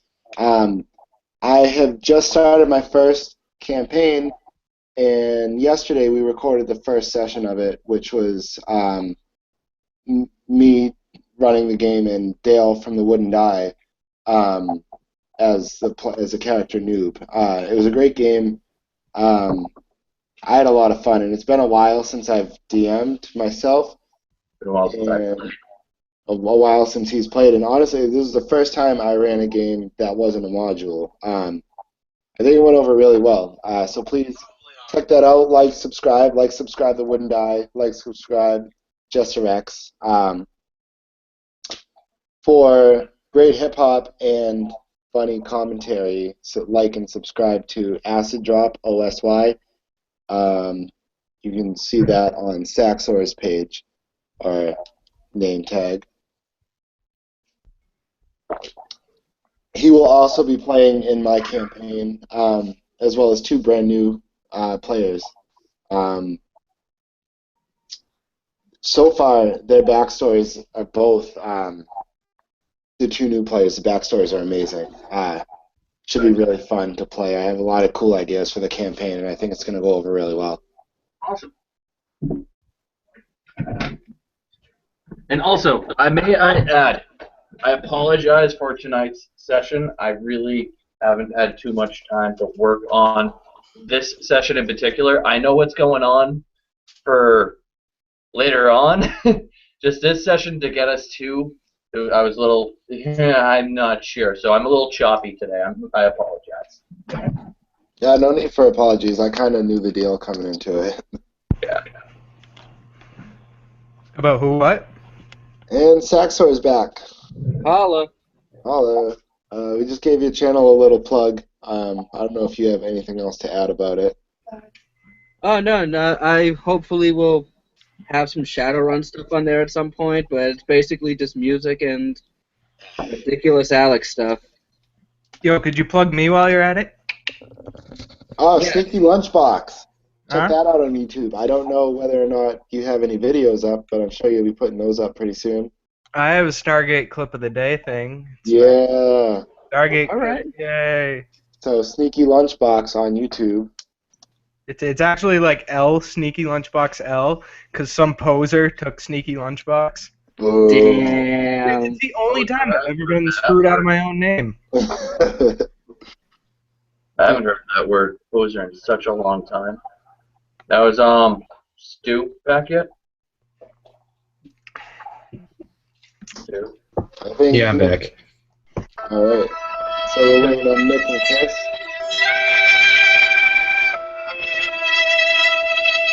Rest in peace, Brad.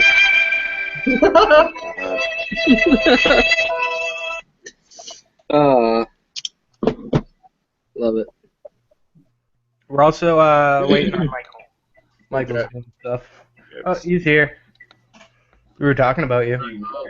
Yeah. Stu, you can plug your page, Stu. I don't really have a page going yet. I was sorry. Let me get my stuff ready to go.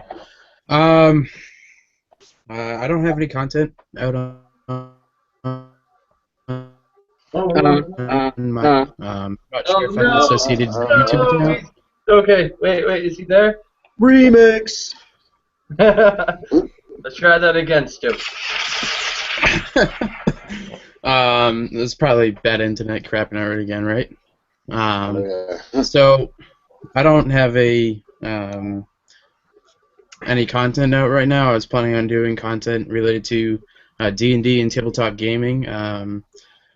A lot of it I was planning on having is a sort of an account of my adventures, DMing my first games, my first campaign, things I experienced switching from a player to a DM, related topics on playing, DMing, putting together campaigns, and such and such. I don't know if I have a YouTube account associated with my Google Plus account yet, but I'll be putting that together sometime soon.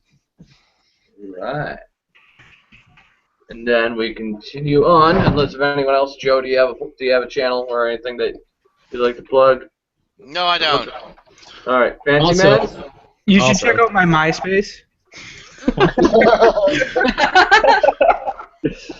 I don't know anybody with a MySpace anymore. Oh, I I have started one. my MySpace. I have one. Well, I had one as I don't. Sasquatch or something. Also, That's on Sasquatch. another sort of shameless plug. If you'd like, I will share homemade cookie recipes that I've stolen from various sources. These are actually really quite fantastic, and I'm going to sounds make you all awesome. jealous. I for one, I support that endorsement. Do you have a thing online you'd like to? No. Yeah. FancyManofCornwood.com. And then what Don't look at Joe that domain. Wait, what? Business. What's that website for your For what? family flea market thing? Oh, ToddsFarm.com. Okay. All right. Magical spells and all sorts of crazy stuff you can find there. It's in Raleigh, Massachusetts. All right. Actually, FancyManofCornwood.com is free. Oh my They're up for god. grabs. Register it. Oh, Patent pending. if this was on TV, we'd have to put something up there. All right, and now, without further ado, we continue with the Is heroes of Luxtos. Is Brog back? Oh, is he back? Shit. How could I forget about Broad? Well, that's another gold Yeah. in the swear jar from the DM. I've been good tonight. I've been good tonight. Wait. Oh. It brings it up to 7 I'm the gold. GM. I shouldn't have to be able to do the swear jar. That's You should have to put in a twice platinum. now tonight. Yeah. Huh? You know what I did? You know what I From the did? beginning. You know what I did? I gave Brog a +1 weapon. That's what I did. You get kudos for that. There you go. But Yeah, what but have you doesn't done make for up us for those- lately? Give Brog a +1 Morning Star. Yeah, that's pretty good. And I I let you guys get drunk. I made my fortitude save. I'm sorry. Alright, Been a dwarf. He still isn't happy. Dung wants to keep on drinking. All right. So, Saxor, you have now found your way to the side door where Darvis just exited, and then he went into the cabin and locked the door behind him. It's right now that more people are starting to come into the tavern. It's probably around lunchtime. Crusty old man walks in. Saxor, you recognize, if you're still there, you would recognize him as kind of like a normal local person that's always in there around this time. You know how coffee shops, you got the old guys that always sit around? Oh yeah. One of those guys, but he's kind of crusty, and old. More so than usual. And then just like city workers, everyone's talking about the fire. So you got so the party's sitting down by the table, and you guys might want to start thinking twice about what you say aloud with more ears listening in. All right. And so I'm by this cabin still, and everyone else is at the tavern. Is that what happened? No, you're in the doorway. You just got to the doorway and opened just in time to see Darvis going into his cabin.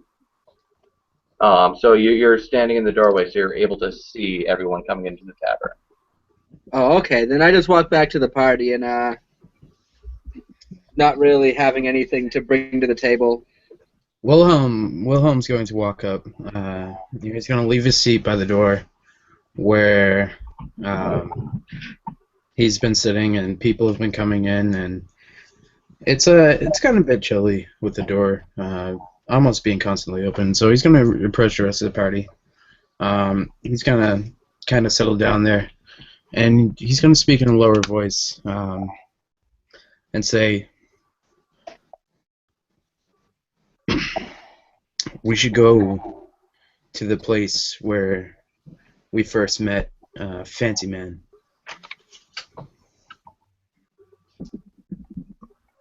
Why?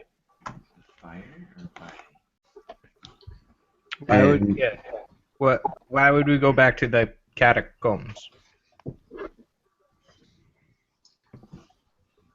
Not the catacombs. The alley where we happen to. Yes. Yes. I know what you're saying now. Enough said.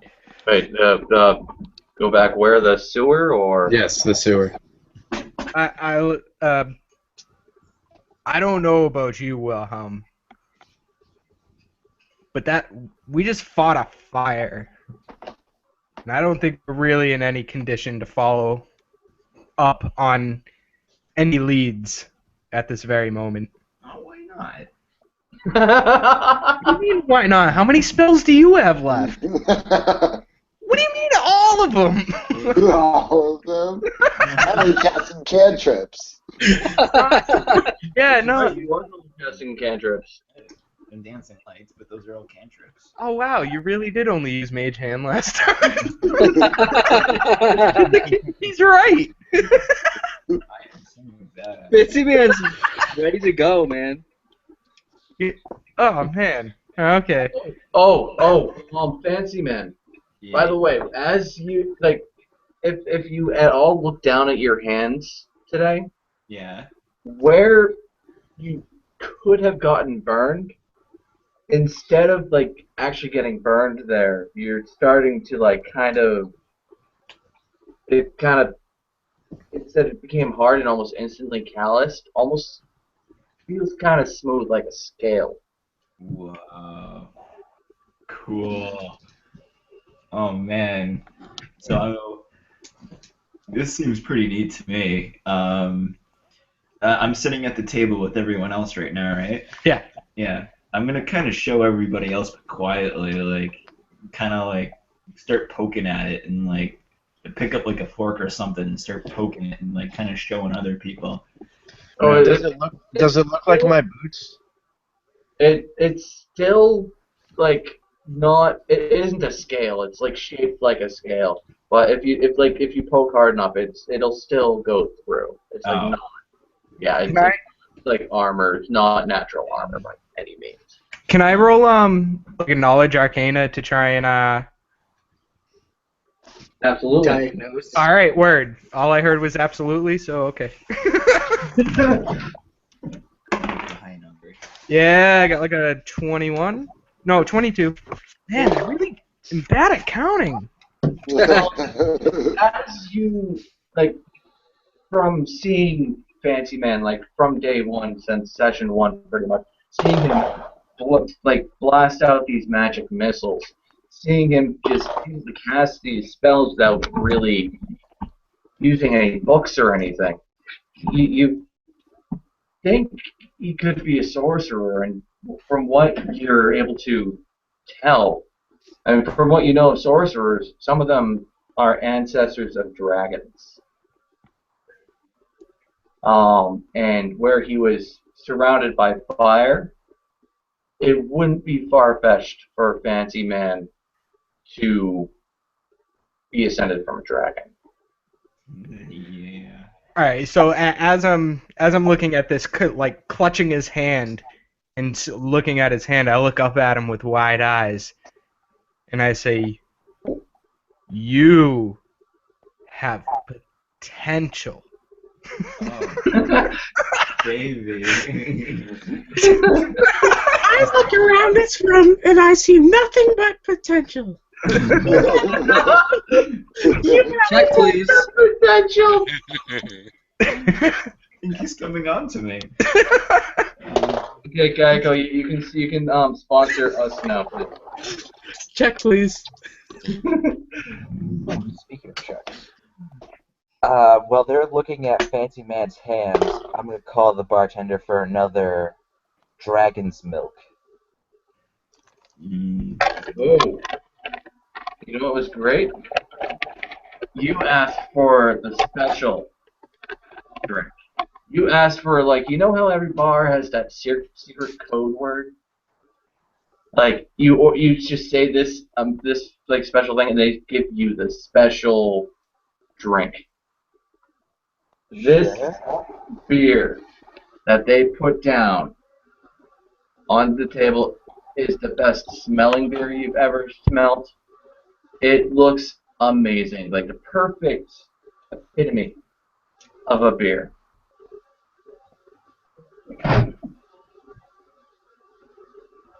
Oh?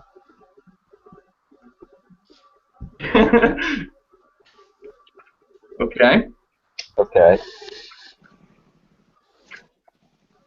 Oh yeah. I'm gonna ask him, how much do I owe you? That'll be 1 gold piece, sir. I reach into my little pouch and I flick him a gold piece. Can I make a reflex to catch it midair? You'd have to beat this guy's reflex. I'd have to be what? You'd have to beat this guy's reflex. Okay. All right, go for it. I got like a. Oh my god. A 7? Got a 7. Okay. So, are you making it obvious that you're trying to grab this gold piece from the tender who came from behind and put the tankard on there for him? Are you taking his gold? Are you making that obvious? Are you sure you want to do that? All right. Basically, I'm trying to slap the gold piece back at Dung, and Like, get back I was at gonna. me. I'm offering to pay for it. Oh, that's lovely. Okay. Never buy anything from me. So, He hooked me up with an in-room, and now we're part of the Feeblehammers. I gotta show some brotherly love and stuff. I We did won't hook you up, bundied it, didn't I? man. Huh? We won't bundied. Yeah, we bundied, I don't bundy just anybody. right? all right. So, yeah, actually, you do that. You are able to knock the gold back into Dung's hand, and the bartender looks at you questionably, like, what? I pull a gold piece out between 2 fingers and I lay it in their hand. Like I assume it's like next to my head or whatever. I just take it out and place it in their hand. Oh, very well then, sir. Thank you. And I just nod at Dung. Thank you. Vought smells the beer and slams Vought's fist onto the table and demands dragon's milk.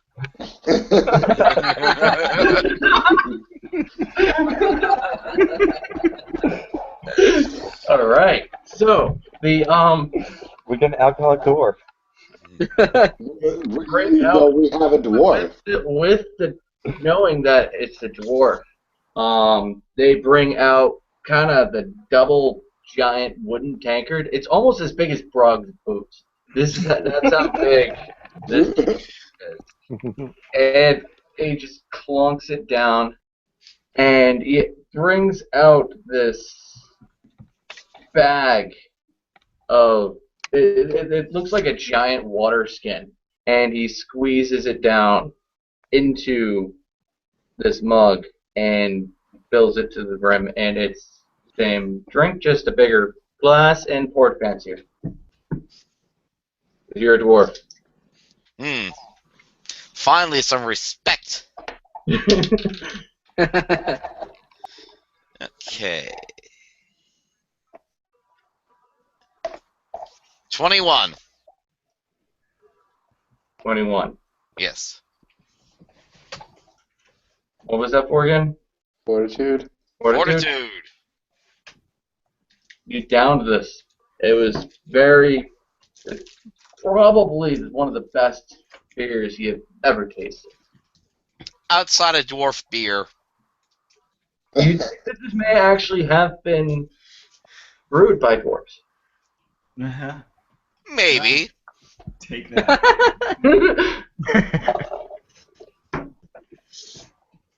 You know that entire story that I just said? Retcon. That didn't happen. No, just kidding. Alright. So, where did we leave off? Brog, what are you doing with your boot now? I'm sipping. Okay. I'm kind of wanting to take care of the problem, but knowing that people are getting drunk, so I'm kind of sipping from my boot and waiting to see what happens. All right. Well, I personally am like very well rested and haven't really done anything, and I'm kind of gung ho to like get out of the city and go take care of the shit that's going on out there. I just lost money. Take the gold off, sucker. It's your boy. I kind of want to go down into the sewer.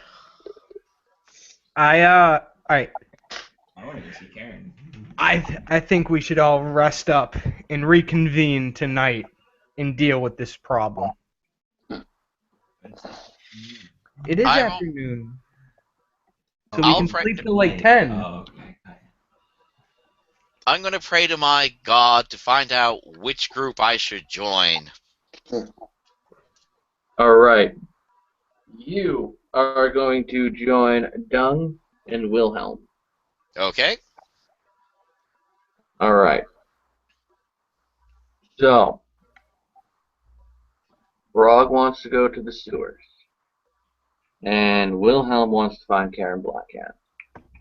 And Doug's gonna What I down was, his what I was drink. saying before we go off and do, hunt for Karen or hunt for go out into the forest, I was thinking we go to the sewers and then we'll split up and do our things. Okay. So you guys are all going to make your way to the sewers then, right? Yeah, let's do that. Well, No. First, I ride the fanciest horse to Sleep Town that I can find. Yeah, seriously, like, we just fought a fire. Yeah. All right. So I guess And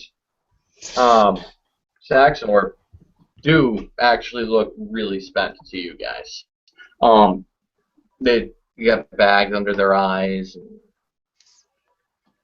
It's especially Saxor. Saxor, you have from your heel. It's not quite as bad, but you have like scars going all up your right arm from the side that you were laying in the fire with. Ow, my sides. I definitely needed to rest on my back for like at least 8 hours. Ouch. To you guys, Ekch also looks paler than normal. I mean, well, it's kind of hard to be pale as a dark elf, but I look spent. Like, X looks straight up transparent, he does. Yeah. I just look drained. Well, why don't we rest and then we can reconvene? 10 o'clock? 10 o'clock. Under the cover of darkness. Under the cover of darkness. Yes. We meet here. Brog 30. Alright. Will there be more beer? Always. Always. Okay. What about you? Good with resting? Yeah, I'm good. Yep, so Saxor, the burn, it doesn't hurt because it was healed, but it's scarred. It's not like it's not hurting you at the moment. Alright, cool. Well, scars are appealing to some people, so let's roll. All right, so Saxor, I would imagine that you would find your room, and you go upstairs, and as you, what, are you just going right upstairs and going to bed, or? What are you doing? That's the plan. Okay. Wait, Dale, I got a question. What time of day is it? It's right around lunchtime. Okay, I'm going to actually go to Savrad's cabin, and I want to talk to him, like alone while everyone's resting. All right. Is anyone else going with Stitches? No, I mean, we fought a fire. He's going to Sigurd's cabin. Okay. Who's going? I'm not like announcing it or anything. I'm kind of just going on my own, so I don't expect anyone to come with me. Okay. So if anyone sees Stitches, get up and go. If they want to follow him, they can. What is X? You're going back upstairs? Yeah, on second thought, I'm going to leave my Raven there for a bit. At his place there. You're going to leave it at its place at the house? Yeah, because I said I wanted to call it back like when I was going to go into Reverie, but I was kind of expecting that to be like late at night, but I want to leave it there. Okay. All right, but as you're just about to go down, go into thaumaturgy, right, like probably 5 minutes before you call back your raven, there was two dark-clad bugbears that went out of that house and then down into an alley and did not come back yet. Can I? I'm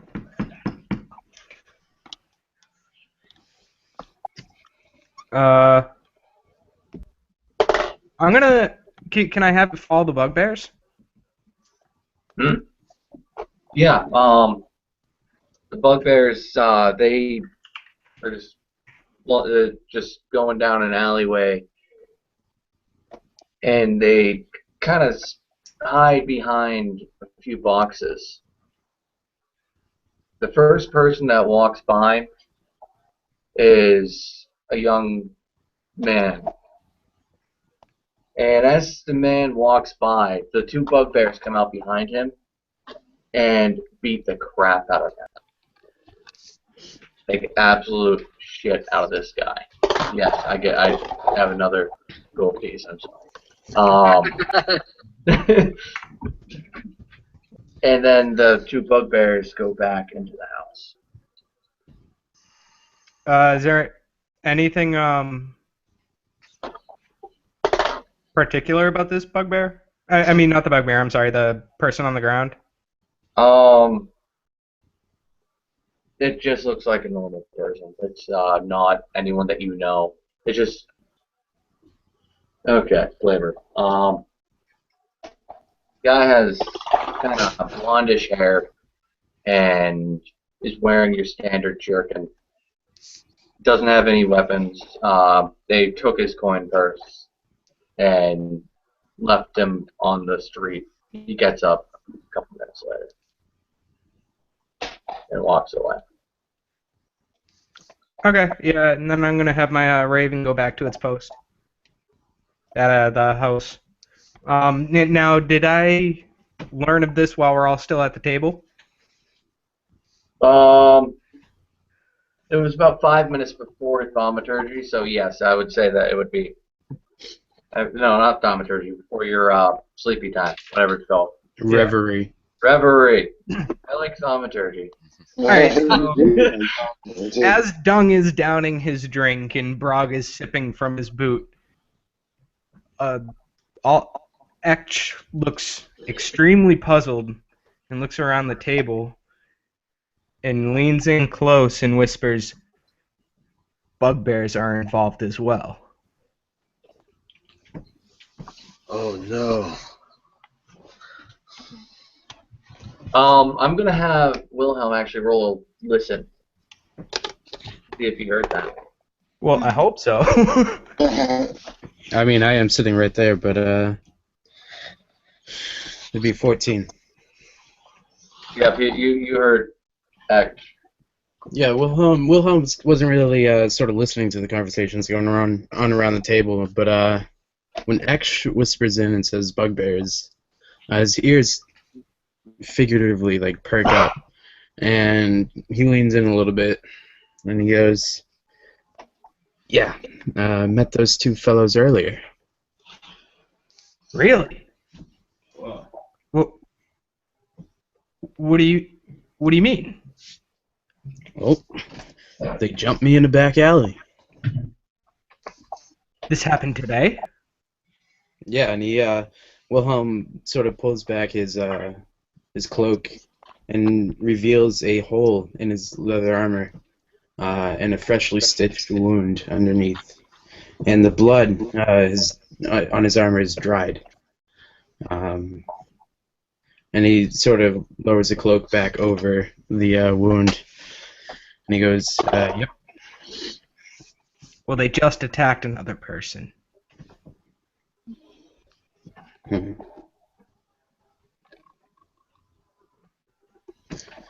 Yeah, I think that'll be my first stop when I go after Karen Blackhand.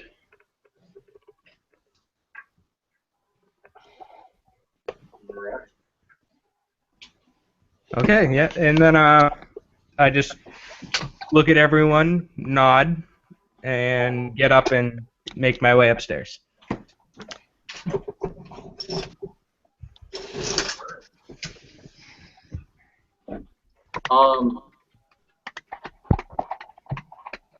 So Stitches, you Yeah. and we're gonna go talk to Darvis. Yes. Sivrad, as far as I'm concerned. Okay, you know him as Sivrad. Yeah. Alright. So you walk up to the cabin. The door is closed. I knock. Like I'm not really trying to be sneaky or anything. I knock and announce myself. Oh, that's right. That's right. I left the door locked. Here, Sivrad get up and unlocks the door. And what does he want? I ask, may I come in? What do you need? I wanted to talk to you for a second, if you have time. It's pretty early in the day. I guess. All right, come on in. All right. All right. So go in, take a seat, without being offered. So you heard our conversation. What do you make of all of this? Well, wasn't really paying too much attention. But it looked like you guys went through hell, eh? Well, I mean, they did. I didn't. I really just had a really bad food experience. And have it half as bad as they did, or anywhere near as bad as Brad. Alright. Well, what I'm making of it sounds like that Karen Blackhand fellow is not really the Lord of Luxtos he's turned out to promise you to be. No, doesn't seem that way. Where do you stand on this? Huh? Where do you stand in this whole situation? You seem to pop up at opportune times. I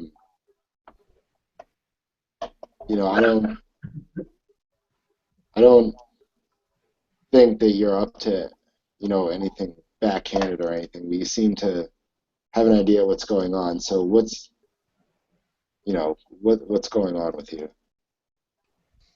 Well, I would definitely check out those sewers. Hey, where did you say you were from? Luxtos. Luxtos is close enough. Alright. I spend most of my time here, so I'm from Luxtos. Alright, well, I'm not going to exactly tell you what I do, but you might want to check in on the forest as well. What do you know about what's going on in the forest? I know the Druids are assembling. Alright. Is that the extent of your knowledge of it, or? Well, what's in it for me? Huh? I mean, I can offer you money, I can offer you information. What would it take to get you interested? A little coin, thanks. Not big to talk. Alright. Say 5 or 6 pieces of silver. I pull out a gold coin and I say, "Tell me everything you know." I have gold coin, eh? Yeah, I'm not sure if I can tell you everything I know because it'd be days. But I know that the Alchemist Guild has stopped all of their progress on their healing potions, which were great. They were amazing. They had well, what was the angel fern or something like that? They discovered that fern there and its amazing healing properties. Hmm. They stopped all progress. Mm.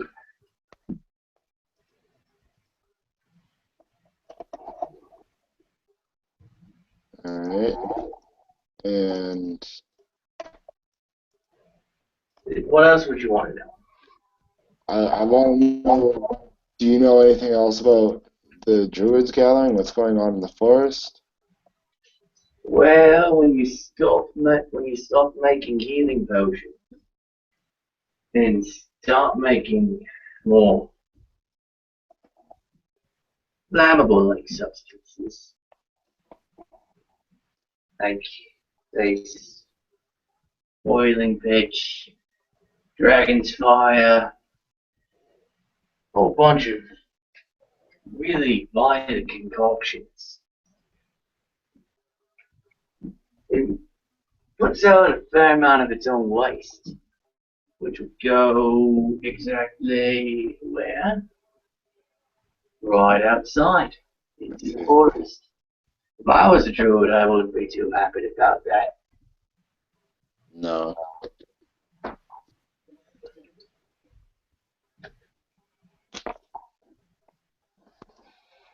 So, in your opinion, do you think the city's preparing for war, or do you think it's something else?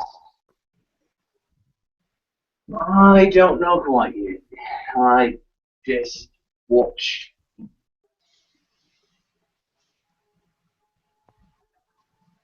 And your friend, I don't see him. You may not be comfortable telling what you do, but I've never even heard this man's name. Is there anything you can tell me about him? Anything you think he might be able to help offer any information?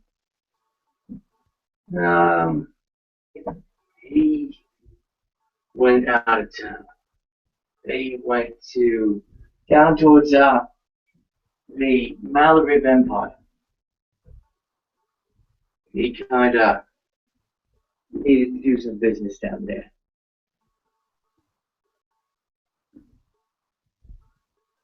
Oh.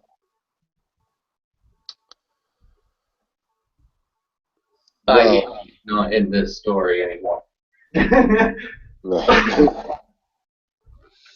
All right. I say to Sabrad,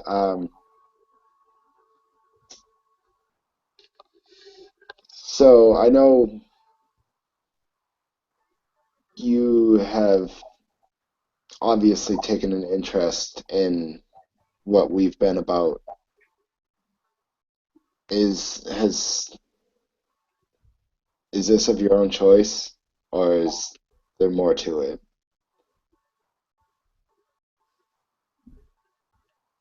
Yeah, it's a. I've got interest. All right. Well, I'll flick the gold coin to him and say, thank you for the information. He catches it. Um, if you are, if it's just interest, then be about your business. If you plan on getting in our way, prepare for trouble. And I'll walk out and go up to Saxor's room and just like try to relax for the rest of the night. And make it double.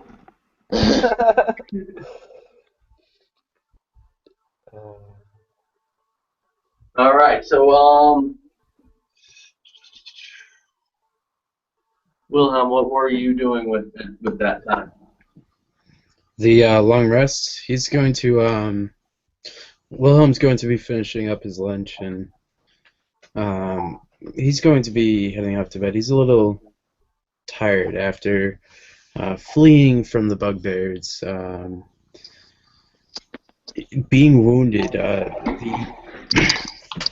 The pursuit with the guards, and he's just going to catch up on some sleep. Okay. Vaught. You unmute yourself, bud. Yeah. What is Vaught doing? Vod is resting and praying, even without the beer. Oh man. Since he had some good beer before he started praying. Alright. John, what were you doing? Do you want to do something? John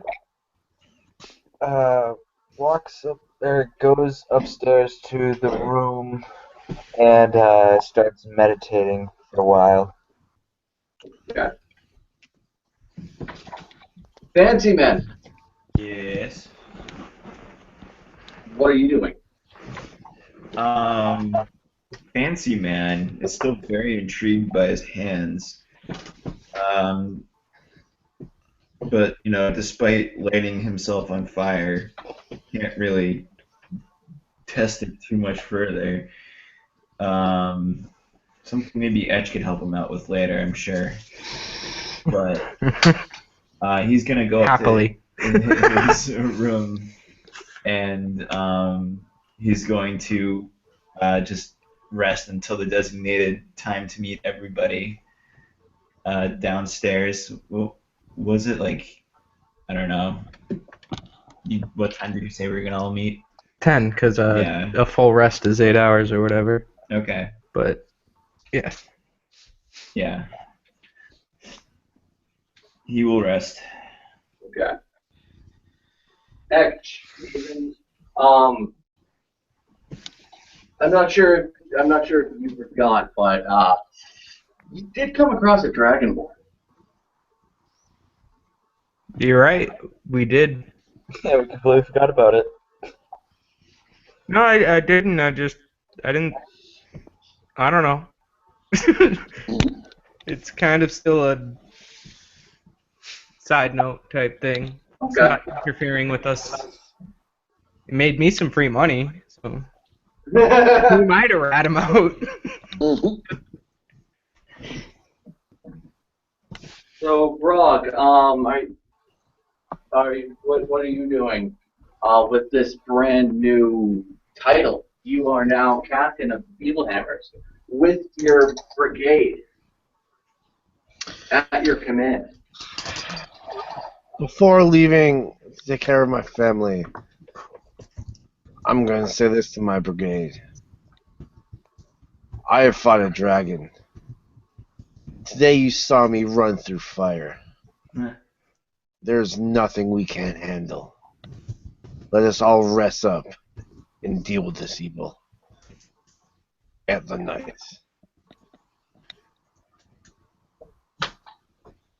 Brog, give yourself another freaking point of inspiration for that. Yeah. Plus 10 dad points.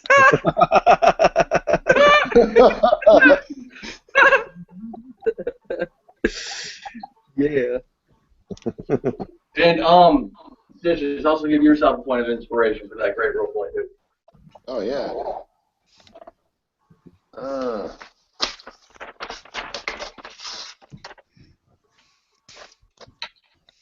Tax order, you went to bed. Oh, yeah. Yeah, did you guys want to, so you guys all meet back after you're all rested up. And just so we can make a segue into next sessions, which we will probably discuss on the message board, where are you guys going? Just so I can make notes and I can get prepared for next session. I believe Team Brog is heading to the sewer. Well, Is that I what- think Well, I don't know. Do we want to head straight to the sewer, or what about this house that Arnold's being held in that bugbears are? That's what Team Wilhelm Song are doing. So I'm gonna suggest Team Wilhelm goes to deal directly with Karen and the bugbears, and we either can go directly to the sewers, or I have some new information about the what's going on in the forest that links directly to the Alchemist Guild, which may be worth looking into as well. And I'll share that, once we meet up again. Of course, how do we know this Arnold is still in the house if you were watching a couple of bugbears? It's true. Yeah, we don't know that. I assume they went to an alley not too far away from the house, but that is an assumption. But you were watching the bugbears and not the house. You're right. My So your my Raven's got some pretty good perception though. You have a point of interest with that house. So was It's anyone at least worth investigating, regardless of whether or not they're still there. okay? So Wilhelm You want to go to the house with me? and Jung and Vlad are going to the house for next session, and the other guys are going to the sewer. Or are you guys still going to be deciding that during next session? Well, were we gonna go to the sewer to maybe see about Karen Blackhand, also maybe to go underground or investigate that possible dungeon? Well, I mean, we've already decided that the sewer leads to the Alchemist Guild, at least eventually. Yeah. I've, since we parted ways, discovered information relating to what's going on outside the city and it involving the Alchemist Guild directly. So we really have two choices for where to go. And while I'm open to suggestions and will divert to Brog's orders as a new member of the Feeblehammers, I'm going to push to look outside the city and see what's going on with the forest. I'm down to go check that out because I think we should protect the borders of the city. But Brog, what's more important, that or Arnold being involved with Karen? What's your take on that? Well, the two are related, right? Yeah, but we know that Arnold is like directly, with Karen. As far as I can tell, he's with Karen. Well then, so should we send one team to the borders, to just outside the city? Well, Wilhelm's already going to deal with Karen, who would have Arnold with him. Like Wilhelm, Dung, and Vought are already going to the last place they were seen together. Not to mention, Karen has that other thing wants, which is why he burnt down a couple houses. Right. Because Arnold also wants me dead. I'm not afraid to fight him, but I'm afraid of his powers and who he has on his side.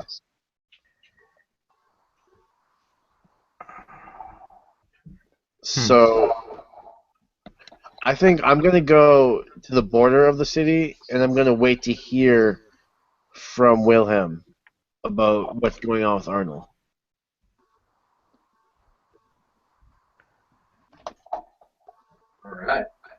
Alright. Well, I feel like X needs to be on Karen's trail. Like, yeah, I feel like I can't divert at all. That's a yes. Yeah, I can't divert at all.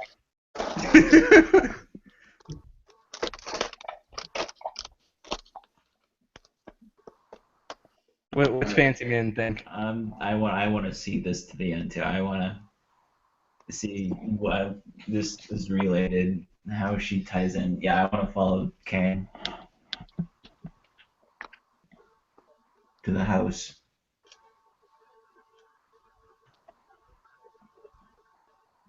Okay. Michael, the thing is, we're gonna have would you be available to do a session with Joe, Dung, and Stu? I mean, and Wilhelm, because they're going to be going to the house, and that's going to be that's going to be a complete different session. Oh. Oh, is that like an in-between session? Right, but we're splitting the group because I've started getting overwhelmed with the larger parties. Yeah. Okay. Probably not then. Let me think about it. Well, this is kind of hard now, cause like,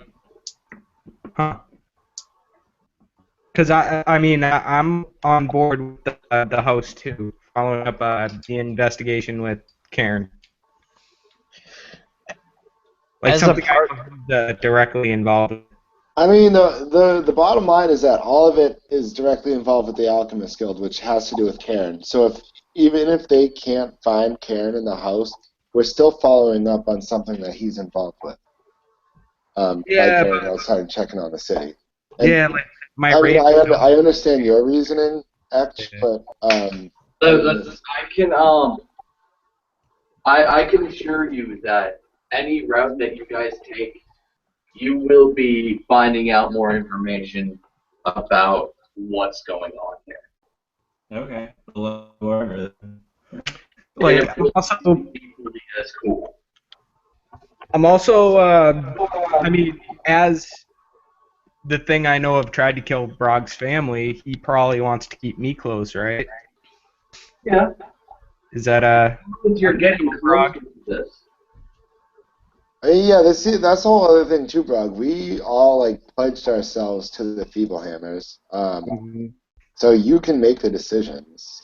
Yeah, that's what I'm trying to get at here. You're the de facto leader. Then I think we should, as a party, we should directly go try to deal with Karen Blackhand, and then we can collectively deal with the threat that the druids pose. Okay. So I can I can make that happen. But I wouldn't be able to make that happen this session. It would be like, how about you guys do some investigating? I'm not trying to railroad you guys here, but I'm just leaving a suggestion. You guys can each do like an investigation session to smaller groups, and then I can bring everyone together for pretty much like a finale, where you guys take on Karen Blackhand. Well, how do we know the druids are a threat to the city? I mean, it could just be something along the lines of they feel threatened, so they're going to retaliate. No, what happened, Joe, is it got mixed up. The druids were gathering to address a threat that the Alchemist Guild posed with its pollution. And so, I don't know what happened. Hey, can we fast forward to 10 p.m. game time and meet back at the tavern and discuss what we're gonna do? Is that doable? Yeah, are we still doing this, or are we gonna end the stream and I've been I've been sitting here like so. Yeah. Like, we getting back to this or? Playing or all right, so I don't know. Do you guys want to go back? Do you guys want to role play the final decision, or do you want to just do this? I think it would work out considering Stitches knows stuff that could probably sway our decision making. I don't think that we can role play this decision. Okay. Point. Yeah. Yeah. without metagaming to really do it. Okay. Alright, so I guess that will close the session then. This has been session 5. And I hope that you enjoyed it. Alright, thanks for watching. Thanks.